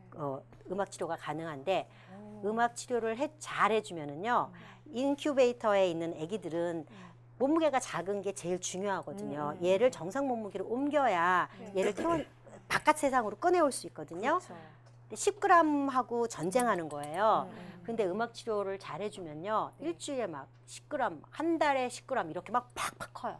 살이 붙는 게 보여요. 가능해요? 가능합니다. 정말 근데 신기하네요. 우리나라에서는 아직 시도되지 않고 있어요. 이유는 네. 제가 교통사고 환자를 음악 치료 의뢰를 받은 적이 있어요. 네네네. 근데 4학년짜리 초등학생 남자아이였는데 축구를 골목에서 하고 있다가 차가 와서 쳐서 네. 바로 코마 상태로 들어간 거예요. 네.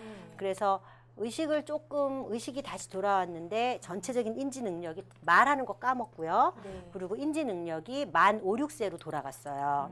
그러니까 말도 애기 말처럼 하고 그리고 인지 능력, 판단 능력 거의 다 없어지고 네, 애기처럼.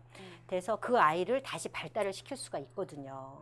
그런데 제가 중환자실로 들어가야 되잖아요. 네. 그런데 우리나라 그 중환자실은 여러분 경험하신데 중환자실은 면회 시간이 하루에 2번으로 한정이 되어 있어요. 그러면 부모님들이 포기하시고 치료를 보내는데 치료사는 그냥 몸만 들어가서 뭐 라디오 하나 전축 들어 CD 탁 들어주는 게 아니라 제가 직접 가서 노래해주고 그 아이의 호흡을 들으면서 호흡과 정확한 템포를 맞춰서 네, 네. 생음악으로 모든 게 연주가 돼야 돼요. 생각나. 네, 제가 연주를 하던 악기, 저 아까 신문에서 보면 조그만 하프 같은 거 들고 있잖아요. 그런 작은 현악기라든지 사람 목소리가 제일 좋아요.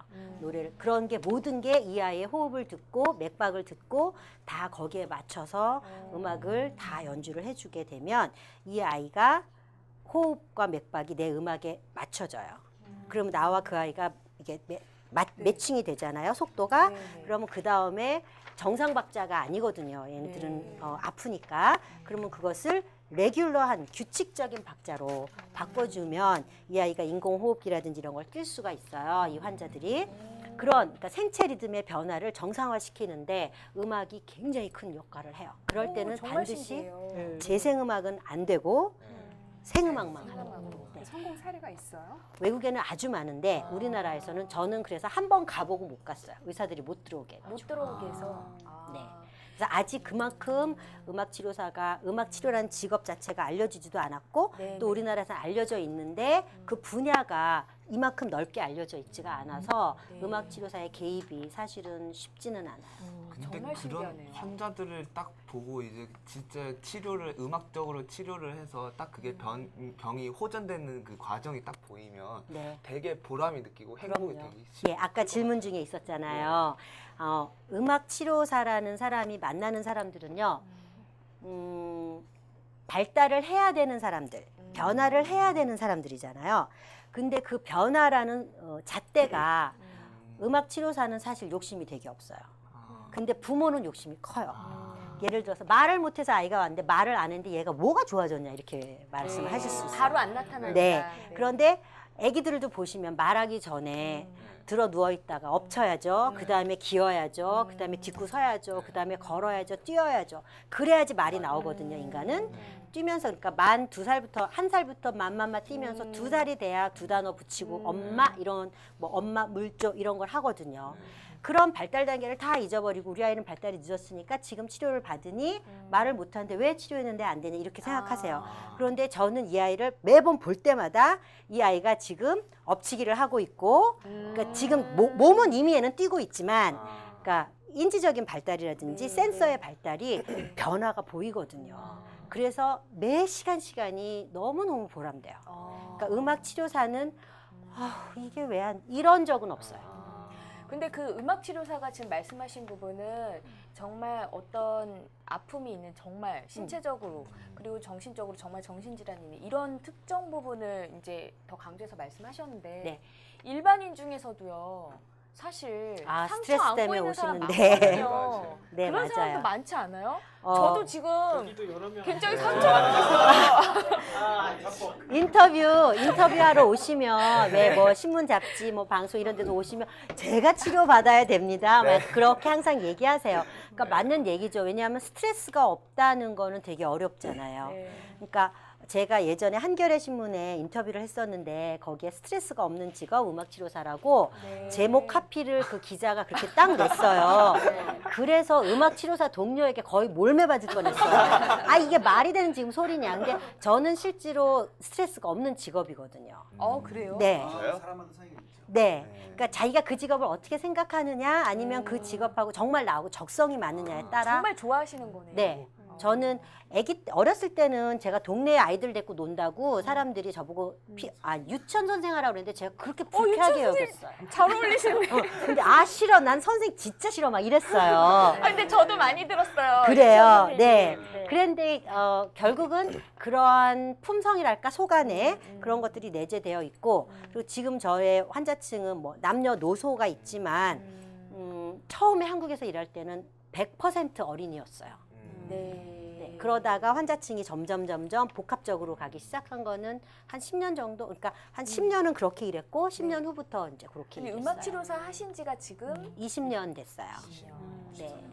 그러면 네. 이제 앞으로 그걸 전공하고 싶은 학생들 네. 있잖아요. 네. 그분들한테 어떤 장래성이라든가 네. 어떤 경제적인 거, 어떤 밥벌이가 되는가 네. 그거 참 진짜 궁금하거든요. 중요해요. 그렇죠. 네. 제 홈페이지에 맨날 물어보는 게 이거 하면 먹고 살아요. 맞아요. 왜냐하면 직업이라는 게 수익이 있어야 돈, 돼요. 그러니까 이걸로 내가 먹고 살 수 있을까? 그게 첫 번째 고려고 그 다음에 두 번째가 나랑 적성에 맞는지 그거잖아요. 네. 근데 우리나라에서는 아직은 수익성이 많지는 않아요. 그 이유가 제가 그렇게 꼭 말해요. 그러니까 답변을 뭐라고 쓰냐면 강남구 신사역에 내리셔서 아무 출구나 나와서 딱 보시면 건물마다 성형외과가 있다. 층층이 성형외과가 있는데 어느 의사는 거기서 망해서 나가고 네. 어느 의사는 성공해서 쌍꺼풀하면 A를 가야 되고 코 하면 네, B를 네. 가야 된다. 네. 그게 딱 나오잖아요, 견적이. 네. 그거는 왜겠어요? 입소문이거든요. 입소문은 어떻게 해서 나야 되냐면 나에게 치료받은 사람이 자기가 이거는 정말 좋았다라는 네, 좋은 긍정적인 경험을 가지고 있어야 음악 치료 좋더라라는 말을 하게 되거든요. 그러니까 그게 진짜 환자예요. 저의 대상이 되는 클라이언트인데 그렇게 해서 이제 먹고 살아야 되잖아요. 근데 그러기에는 입소문은 시간이 걸리잖아요. 그러니까 저는 운이 너무너무 좋게 네. 독일에 가기 전에 특수아동 유치원에서 봉사를 하고 일을 했어요. 그래서 한국에 오자마자 그 유치원에서 취직을 했고 그리고 거기에서 바로 독립을 했고 저의 환자는 뭐 처음에 제가 주 20시간을 일했는데 1년, 2년 웨이팅 리스트 쫙 걸어놨었고요. 그러니까 한국의 음악 치료사 처음에 왔는데 어떻게 웨이팅이 있을까 사람들이 신기할 정도로 왜냐하면 그 전에 제가 일을 했기 때문에 그랬지만 보통의 경우는 그렇지 않아요. 그러니까 한국에서는 지금 우리나라 음악치료사 과정이 있는데 대학원에요. 대부분 그 대학교에서 석사를 마치고 오면 보통 복지관에서 일을 해요. 근데 네. 복지관에서는 파트타임 잡을 하더라고요. 그래서 저는 여자 직업으로는 괜찮다고 생각하지만 남자는 가장이어서 가족을 이끌어 나가야 되는 인컴은 안 된다고 생각해요. 네, 알겠습니다. 근데 조건은 집에 재력이 있으면 네. 상관이 없죠. 왜냐하면 정말 내가 하고 싶은 일을 하면서 네. 그러니까 자기 가족은 꾸리고 네, 네. 그리고 정말 즐거운 일을 할 수 있으니까. 지금 네 음악과 관련된 방송이지만 음악이 흐르지 않는 고품격 북포럼 방송 함께하고 있습니다. 네. 지금 제가 이 멘트를 저희 북포럼 그룹에 올렸었죠. 음악 좀 추천해달라고. 근데 저는 저자님하고 사전 통하면서 저희가 기존에 음악과 관련된 방송 한 적이 없습니다, 작가님. 그래서 사람들이 관심이 없을 거예요. 이렇게 말씀을 드렸었죠. 네, 맞아요. 그래서 근데- 제가 친구들 데려왔잖아요. 그렇기도 했었는데 근데 댓글을 보고 지금 몇 개만 이렇게 제가 뽑았는데 굉장히 길게 저도 깜짝 놀랐어요. 네, 그리고 제 담벼락에도 올렸었는데 거기에서도 추천이 굉장히 많이 있었고 이 소리만 단지 들리지 않을 뿐이지 이거를 보셨던 분들 하나하나씩 누르셨다면 끊임없이 음악이 흐르는 그 며칠이 되지 않았을까. 네, 저는 맞아요. 실제로 그랬거든요. 네, 네. 제가 모르는 곡이 너무 많고 좋아하는 곡도 물론 있고 이랬었는데 여기 보시면 여기 임종윤 쌤도 여기 오셨고 그다음에 제일 많이 남겨주신 분이 저희 윤희정 쌤도 여기 오셨죠. 네. 그래서 사실은 이런 것만 봐도 음악 치료가 되는 것 같아요. 저는 마음이. 되죠. 이런 것도 그러니까- 다 관련이 있나요? 네. 이런 것도? 그러니까 제가 저 댓글을 봤을 때는 네. 여기 음악을 추천하면서 댓글을 다신 분들은 각자가 자기 스스로에게 음악 치료사인 거죠. 각자 자기 네, 스스로 자기 스스로를 힐링할 수 있는 음악을 알고 계시는 거죠. 그러니까 많은 사람들이 저에게 이렇게 첫 번째 질문이 음악 치료사라고 하면 공부 잘 집중하게 하려면 무슨 음악 들어야 돼요? 머리 아플 때 무슨 음악 들어야 돼요? 다 저도 물어보려고. 추천을 네. 해달라고 하세요. 음. 그러면 제가 음악은 추천을 내가 할 수 있는 게 아니고 스스로가 할 수 있어요. 그런데 예를 들어서 평소에 나는 음악을 안 좋아하고 운동을 좋아하는 사람이면 음악을 안 들으니까 음악을 모르잖아요. 네. 그러니까 비 오는 날 음악 듣고 싶은데 뭐 들어야 될지 모르는 거죠. 네네. 근데 그럴 때 음악을 평소에 들었던 사람, 어떤 장르라도 상관이 없어요. 네. 음악을 들었던 사람 딱 떠오르는 곡이 있거든요. 그게 바로 힐링 파워, 자기 스스로 자기를 치유할 수 있는 힘이 생기는 거거든요. 그러니까 그 음악을 들으면서 자기의 무드를 변화시키고, 그러니까 많은 치료사들이 우울할 때는 어떤 음악 들어요? 그러면 우울할 때는 더 슬픈 음악을 들어서 네. 그러니까 더 공감을 하고 그렇게 해서 우울 무드에서 빠져나올 수 있습니다라는 말을 많이 하는데 네. 그 말도 맞아요. 그 이유는 동질성의 원리 때문이에요. 네. 그러나 이질성의 원리도 있어요. 네. 아주 살짝 우울한데 아주 가벼운 음악을 들으면 얼른 휙 명랑한 무드로 네, 변할 수 네, 있거든요. 네. 그렇기 때문에 나 우울하니까 슬픈 노래를 난 지금 들어야 돼라는 생각을 그렇게 말할 수는 없다는 거죠. 왜냐하면 그 우울의 강도가 다르기 때문에 네. 그거를 제일 잘하는 사람은 스스로예요. 네. 그래서 평소에 우리 MC님도 저기에 댓글 단 거 그렇게 보면 그리고 네. 저기 써주신 글 있잖아요. 네. 거기 쭉 자라면서 만났던 음악들을 다 올려주셨는데 본인이 다 알아서 힐링을 하고 계시잖아요. 저도 그러니까요. 이제 살면서 상처받고 힘든 일들 많았는데 음악을 들은 게 많은 도움이 됐거든요. 네, 네. 그게 스스로의 치료인 것 네, 같아요. 그렇죠. 네. 맞아요. 그러니까 음악을 내 친구로 삼기만 하면 네. 자기 스스로 음악을 선곡할 수 있는 힘이 생기게 돼요. 네. 가령 그런데 이렇게 알아서 잘 하시는 분도 있으시지만 저 같은 경우에는 반대로요. 이제 너무 우울증을 심하게 알아서 이제 밤마다 매일 울면서 잠이 드는데 심각한 잠시만, 얘기인데. 여기서 잠깐. 네. 아 진짜요. 여기서 잠깐. 그런데 우울증이라는 말하고 네네네네. 우울감이라는 것과 네. 차이가 있어요. 근데 그래요? 많은 사람들이 나 우울증이야 이렇게 말 많이 전 해요. 정말 우울증인데. 네. 근데 우울증이라고 하는 건 진짜 정신질환에서 그건 아닌 것 디프레시브라고 같아요. 하는 말이기 때문에 그거는 그건 아니거든요. 아닌 것 같아요. 그러니까 나는 우울감이 높아, 우울감이 깊어라고 말할 수는 있는데 네네. 근데 그 모든 인간에게는 우울감이 있어요. 그러니까 우울감이라고 해주세요. 네 알겠습니다.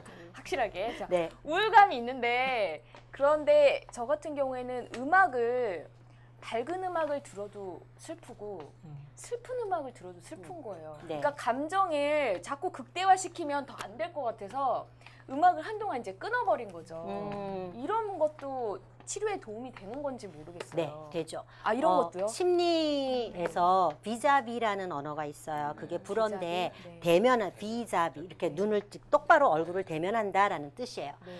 그러니까 심리적으로 위축이 되거나 네, 네. 아니면 우울하거나 힘들 네. 때는 비자비 대면하지 못해요. 자기 문제를 쳐다볼 수 없어요. 네. 다 도망가요. 그거는 인간의 본능이에요. 여러분 디펜스 메커니즘이라는 이야기를 들어보셨어요. 자기 방어 기전이라고 해요. 그래서 다 도망가요. 그래서 도망가는 게 나만 하는 게 아니고 나는 우울증 아니면 우울감이 깊어서 네. 나만 도망가는 게 아니라 모든 인간은 도망가게 돼 있어요. 근데 도망가는 방법이 굉장히 다양해요. 네. 그래서 우울할 때 우울 무드를 벗어나고 싶으면 우울을 직면하셔야 돼요. 아. 그래서 네. 어떤 음악을 들었을 때 정말 계속 눈물이 계속 우셔야 돼요. 아. 왜 저가 그러니까 오늘부터 울어야 되겠다. 네, 많이 우세요. 그러면 무드가 바뀌세요. 아. 그리고 네.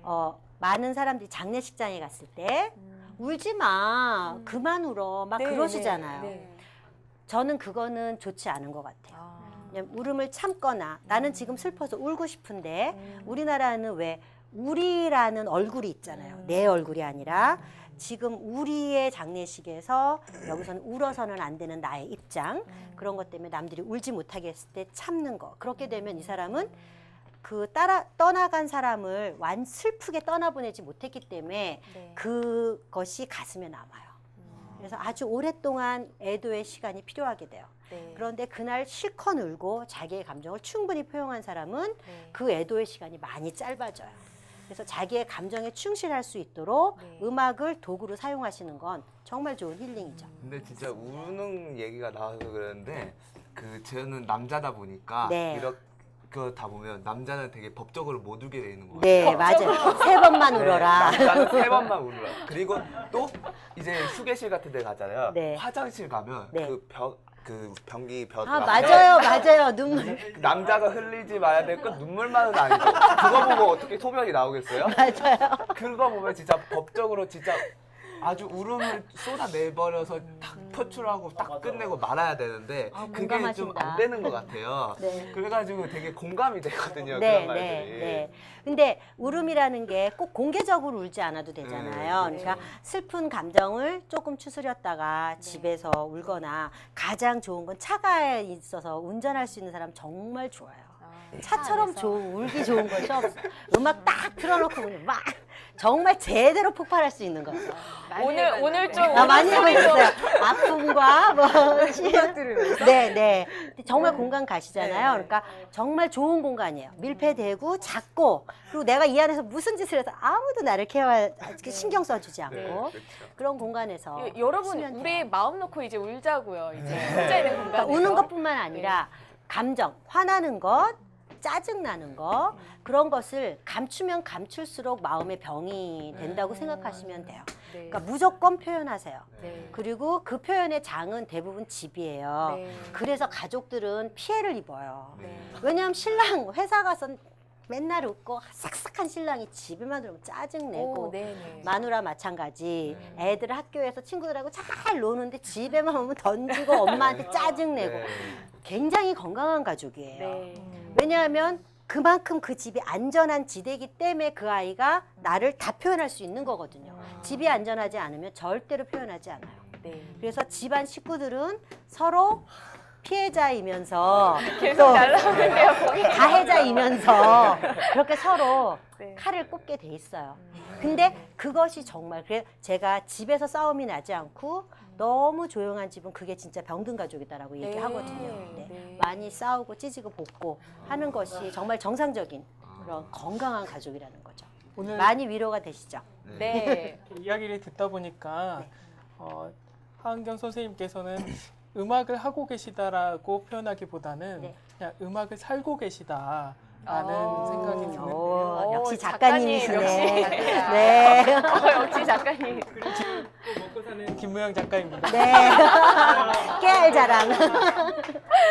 앞으로 어떤 음악 치료가 끝나더라도 네. 저자님께서는 계속 음악을 사실 것 같아요. 네. 그렇게 그러면 하고 싶어요. 어떻게 음악을 살아가실 것인지 네. 한번 소개를 해주시면 네. 콘서트 고어의 길을 저는 계속 가는 거죠. 네. 네. 그러니까 저희 제가 싱글이에요. 그러다 보니 네. 올싱이라고 혹시 아실란가 모르시겠네요. 근데 그러다 보니 저희 어머님 너무 걱정을 하세요. 너 이제 늙어서 걱정이다. 그렇게 네. 얘기를 이미 늙었는데 늙어서 걱정이다. 어머님한테는 네, 그러니까 늙어서 걱정이다. 이제 걱정하시는데 그 이유가 너 늙었을 때 외로워서 어떻게 하냐 그렇게 해서 저는 진짜 그런 외로움에 대한 두려움을 한 번도 가져본 적이 없어요. 그리고 콘서트 고어를 계속 가면 저는 저 스스로 치유를 음악회에 가서 받는다고 생각해요. 치료자는 정말 건강해야 돼요. 네, 네. 그래서 분석도 많이 받고 네. 그리고 스스로 힐링하는 힘을 가지고 있어야 되는데 네. 그게 저는 이제 음악인 거죠. 음악회를 가는 거. 네. 그런데 저희 엄마가 너 이제 돈 못 벌면 연금이 나오는 것도 아니고 네. 음악회는 무슨 돈으로 가냐 네. 너무 걱정하시는 거예요. 그런데 어느 날 제가 예술의 전당 오페라를 저희 엄마랑 같이 가는데 아니 70 넘은 노인은 실버 할인 50%를 해주는 거예요. 네. 그럼 완전 저 손뼉 쳤죠. 엄마 걱정하지 마. 나 노후 예술의 전당 50% 무조건 할인. 나 거기 매일 출석부 낸다. 그래도 지금보다 더 많이 음악회 갈 수 50% 할인인데 네. 뭐 3만 원짜리 15,000원에 왜 못 가겠어요. 그래서 제가 절대 걱정하지 않습니다. 네. 좋습니다. 박수 한번 주시죠. 네. 지금 저희 MC진 질문은 이걸로 이제 네. 마치도록 하고요. 네. 혹시 질문 있으신 분들 질문 받도록 할게요. 너무 시간을 많이 저희가 써버렸는데 아, 네. 질문 있으신 분은 마이크 준비해 주시고요. 네, 손 들어주시면 네, 마이크 드릴게요. 친구분들 오셨는데 친구분들 질문 하나 밝혀주세요. 하실까요?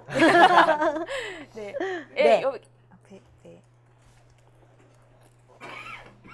네, 여기 네. 앞에 마이크 아 질문 네. 그저 뭐야 먼저 나가는 거예요? 그 마이크? 네. 그 음악 치료할 때 트로트로 할 수 있나요? 트로트로? 트로트 아까 되죠? 그 코마 그 클래식이 아니라 네. 그 음악 장르가 그 트로트나 그런 거 판소리나 예를 뭐 그런 들어서 것도 그러니까 환자가 네. 판소리를 좋아했다. 네. 아니면 트로트를 좋아했다. 그럼 당연히 거기서 출발하는 거예요. 음. 근데 제가 트로트를 못한다. 네. 그럼 공부를 해서 트로트 음악에 그 사람이 제일 좋아하는 음악을 가지고 연주를 하거나 허밍을 하거나 노래를 하거나 그런데 속도나 전체적인 리듬감은 그분의 호흡과 생체 리듬에 정확하게 맞춰서 한다는 거죠. 아까 미숙아 같은 경우는 그 미숙아는 사실 음악을 한 번도 들은 적이 없는 거잖아요. 그렇죠. 그런 아이한테는 그러면 어떤 음악이 어울린다고 생각하세요? 엄마 요즘 엄마들은 거의 다 이제 태교를 하시기 때문에 태교의 아. 태담을 들려주거나 아니면 음악을 태교에서 많이 쓰신 분들이 계세요. 그러면 그분들에게 우선 사전 정보를 받고 그리고 아기들에게 필요한 선율이 있어요. 미숙아들에게. 그래서 그 아이들이 그러니까 음악 치료에서 사용하는 그런 선율들이 있거든요. 그런 걸로 음악을 만들어서 즉흥 연주를 주로 하게 돼요. 네. 네. 온라인 질문 먼저 드릴게요. 다음 질문하신 분 있으면 손 들어주세요. 마이크 드릴게요. 예, 저 온라인 먼저 질문하겠습니다. 네. 온라인에서 윤희정 선생님이 알츠하이머, 치매 등에도 네. 음악 치료가 얼마나 효과가 있는지 네. 현재 시행 중에 있는지. 네, 우리나라에서 지금 노인복지관 치매센터에서 음악 치료사들이 다 일하고 있고요. 네. 네. 저는 한국에서 치매 환자들을 제가 만나본 적은 없고 독일에서 치매 환자들하고 일해본 적이 있는데요. 치매 환자들하고 음악 치료할 때 제일 좋은 네. 음악의 요소는 노래예요. 노래요? 네, 치매 환자들이 지금 여기를 다 까먹고 있거든요. 네. 그러니까 현실감이 없어지고 네네. 시간적 감각, 공간적 감각 다 없어져도 20대 청년 때 자기가 제일 좋아하는 노래 가사 4절까지 다 외웁니다. 그래요? 정말 놀랍죠. 신기하네. 네. 네. 그리고 치매 환자들은 현실감이 없기 때문에 그리고 보통 이제 그 육체적인 그러니까 신경도 많이 이제 파괴가 되고 네. 그래서 운동신경도 되게 많이 떨어져요. 네. 그래서 걸음걸이도 좀 어눌해지고 네. 전체적으로 그런데 이렇게 치료실에 네. 이렇게 대충 와서 옆 사람에 관심이 없죠. 사회성이 네. 없으니까 지금 나도 모르는데 네. 그러니까 당연히 이렇게 다 찢어져서 앉아 있어요. 네. 그리고 정신적으로 전부 다 분리돼 있죠. 네. 그래서 음악치료사가 오늘은 1950년대 여러분이 20대였을 때 노래를 하겠습니다. 그리고 그때 우리 독일에서 전쟁을 했는데 그때 전쟁할 때 나갔던 행군가들 네. 행진곡들 한번 해보겠습니다. 다 굉장히 많이 알고 계세요. 그러면 행진곡 신청곡 받겠다고 해요. 그럼 막 이제 신청이 들어와요. 그러면 치료사는 젊잖아요. 네. 가사 잘 몰라요. 근데 여기서 다 하세요. 그리고 그렇게 노래를 하면 제가 제일 인상 깊게 봤던 분은 요번에 박정희 대통령이 아니고 박근혜 대통령이 베를린에 갔다 오셨잖아요. 네. 거기 뭐 통일 그렇죠. 대박 하시면서 갔다 네. 오셨는데 네. 거기 베를린에서 그 베를리너 토어라고 그 베를린 담 그 앞에를 상징하는 노래 가사가 있어요. 근데 그 가사들이 이렇게 미녀처럼 그 세대에 살았던 사람 다 아시더라고요. 그런데 그 근처에 집이었던 할머니가 계셨어요. 근데 그 노래를 딱 부르니까 자기 집 생각이 바로 연결이 되는 거죠.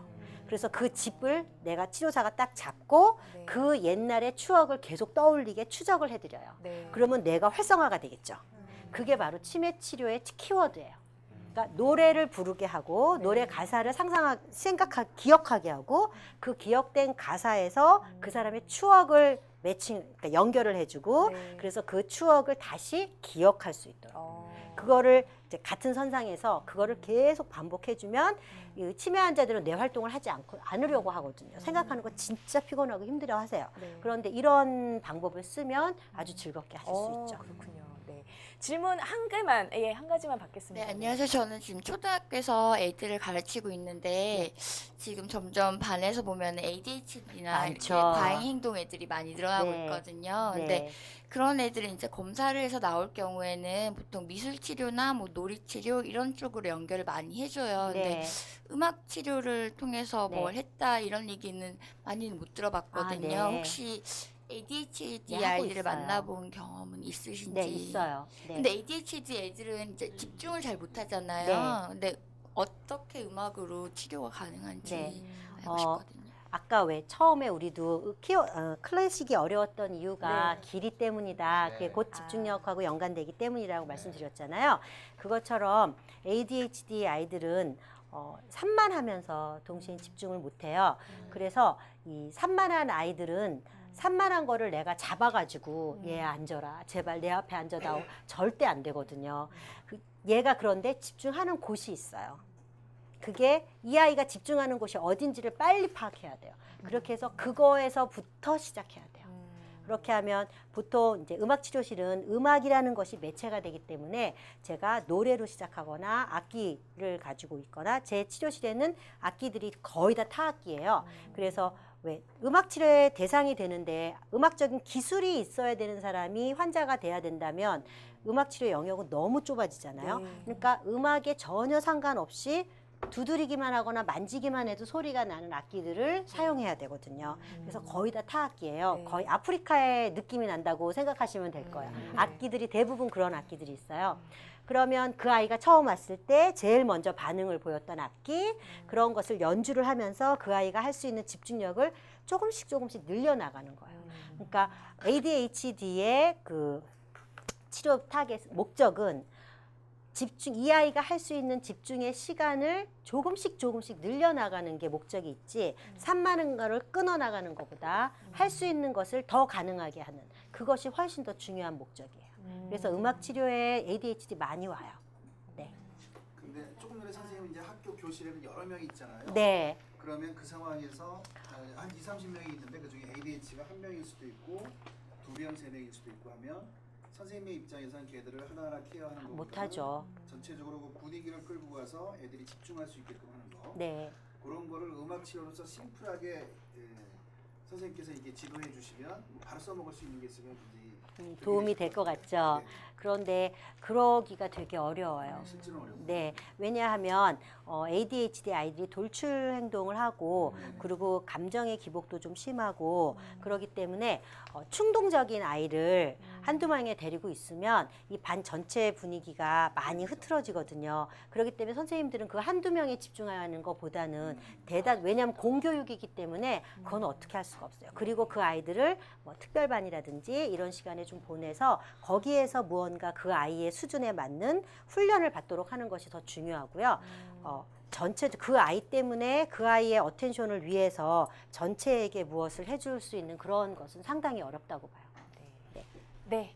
이상으로 이제 질문은 시간이 많이 지나서 여기까지 안내 말씀드릴게요. 저희 한쪽에서 타이핑 봉사해 주시고 계신데 박수 한번 네. 감사합니다. 감사합니다. 그 북포럼 커뮤니티 그룹이 있습니다. 북포럼 저자와의 만남 이렇게 보시면 들어오셔서 MC 신청이나 이런 부분도 이쪽에 다 그 모집 공고가 올라와요. 이제 보시면 이제 저자님에 대한 소감이라든지 뭐 이런 부분도 함께 보실 수 있으니까 많이들 가입해 주시고요. 그리고 저희 북포럼 블로그 홈페이지가 있으니까 이쪽에서도 방송 예고 그리고 방송 후기 다 보실 수 있습니다. 북포럼 페이스북 페이지가 있습니다. 뭐 다시 보기라든지 이런 부분, 그 칼럼 부분 이쪽에서 확인해 보실 수 있고요. 4월 수요 북포럼 방송 안내 먼저 드리고 마무리 지을게요. 그 4월 9일 삼성의 임원은 어떻게 일하는가? 김종훈 저자님. 이분이 이런 글을 쓰셨는데 또 어디죠? 필리핀에 가서 이렇게 봉사활동도 하시고 그러신 분이래요. 그래서 스토리가 많은 분 같습니다. 그리고 4월 16일은 우리 북포럼 회원 있죠. 노선영 저자, 이제 농인 친구가 드디어 책이 나왔습니다. 그래서 청중으로 왔었는데 이제 드디어 이 자리에 앉게 됐습니다. 그래도 많이 응원해 주시고요. 저희가 어떻게 진행할지 방법론적으로 고민이 많아요. 최초일 것 같아요. 네, 그래서 아이디어도 많이 주셨으면 좋겠습니다. 그 다음에 조서환 저자 모티베이터로 그 많은 부분에 그리고 한쪽 팔이 제가 알기로는 없으신 걸로 알고 있는데 네, 굉장히 좋은 책이라고 들었어요. 저자님 모시겠습니다. 그 다음에 진심은 길을 잃지 않는다. 4월 30일 이재만 저자님. 이분은 변호사님이신데 좋은 일을 많이 하시는 분이셔서 많은 기감이 될 것 같습니다.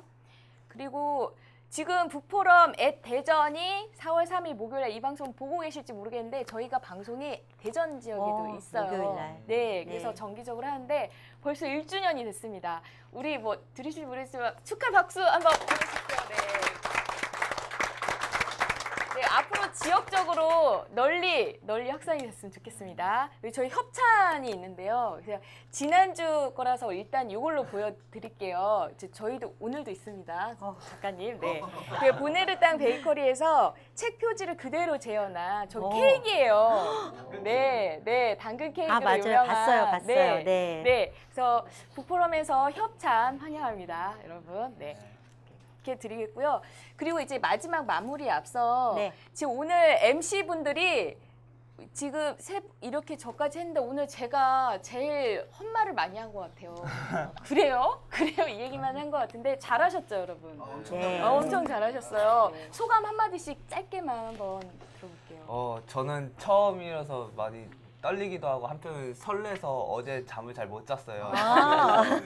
그런데 분위기 여기 청중 선생님들과 이제 저자님들 다른 그 MC분들을 같이 호흡해주는 그런 게 분위기도 좋고 이야기도 되게 좋은 이야기를 많이 나눠가지고 정말 좋았던 것 같습니다. 다음에 네. 또 하고 싶어요. 네, 저는 열심히 글을 써서 이 자리에 많이 앉아야겠다라고 생각을 했었는데 지금 이 자리와 이 자리가 갈등이 돼서 앞으로 어떻게 해야 될지 고민이 될 것 같습니다. 오늘 너무 좋은 시간이었습니다. 네. 저는 음악 실효에 대해서 다시 한번 다른 시각으로 새로운 정보들을 많이 얻었고요. 아이들을 키우면서 제가 음악 실효에 대한 걸 좀 더 알았더라면 우리 아이들을 더 정서적으로 풍성하게 키울 수 있었을 텐데 좀 아쉬움이 남아요. 제가 그 책을 써서 곧 열심히 쓸 테니까 아이들이 더 큰 다음에 손주에게 반영을 해주세요. 예, 감사합니다. 그 한희경 MC님은 기존에 음악에 관련된 그 칼럼을 2개를 올리셨어요. 글이 너무 좋았어요. 좋으니까 너무 좋았어요. 꼭 읽어보셨으면 좋겠어요. 네. 감사합니다.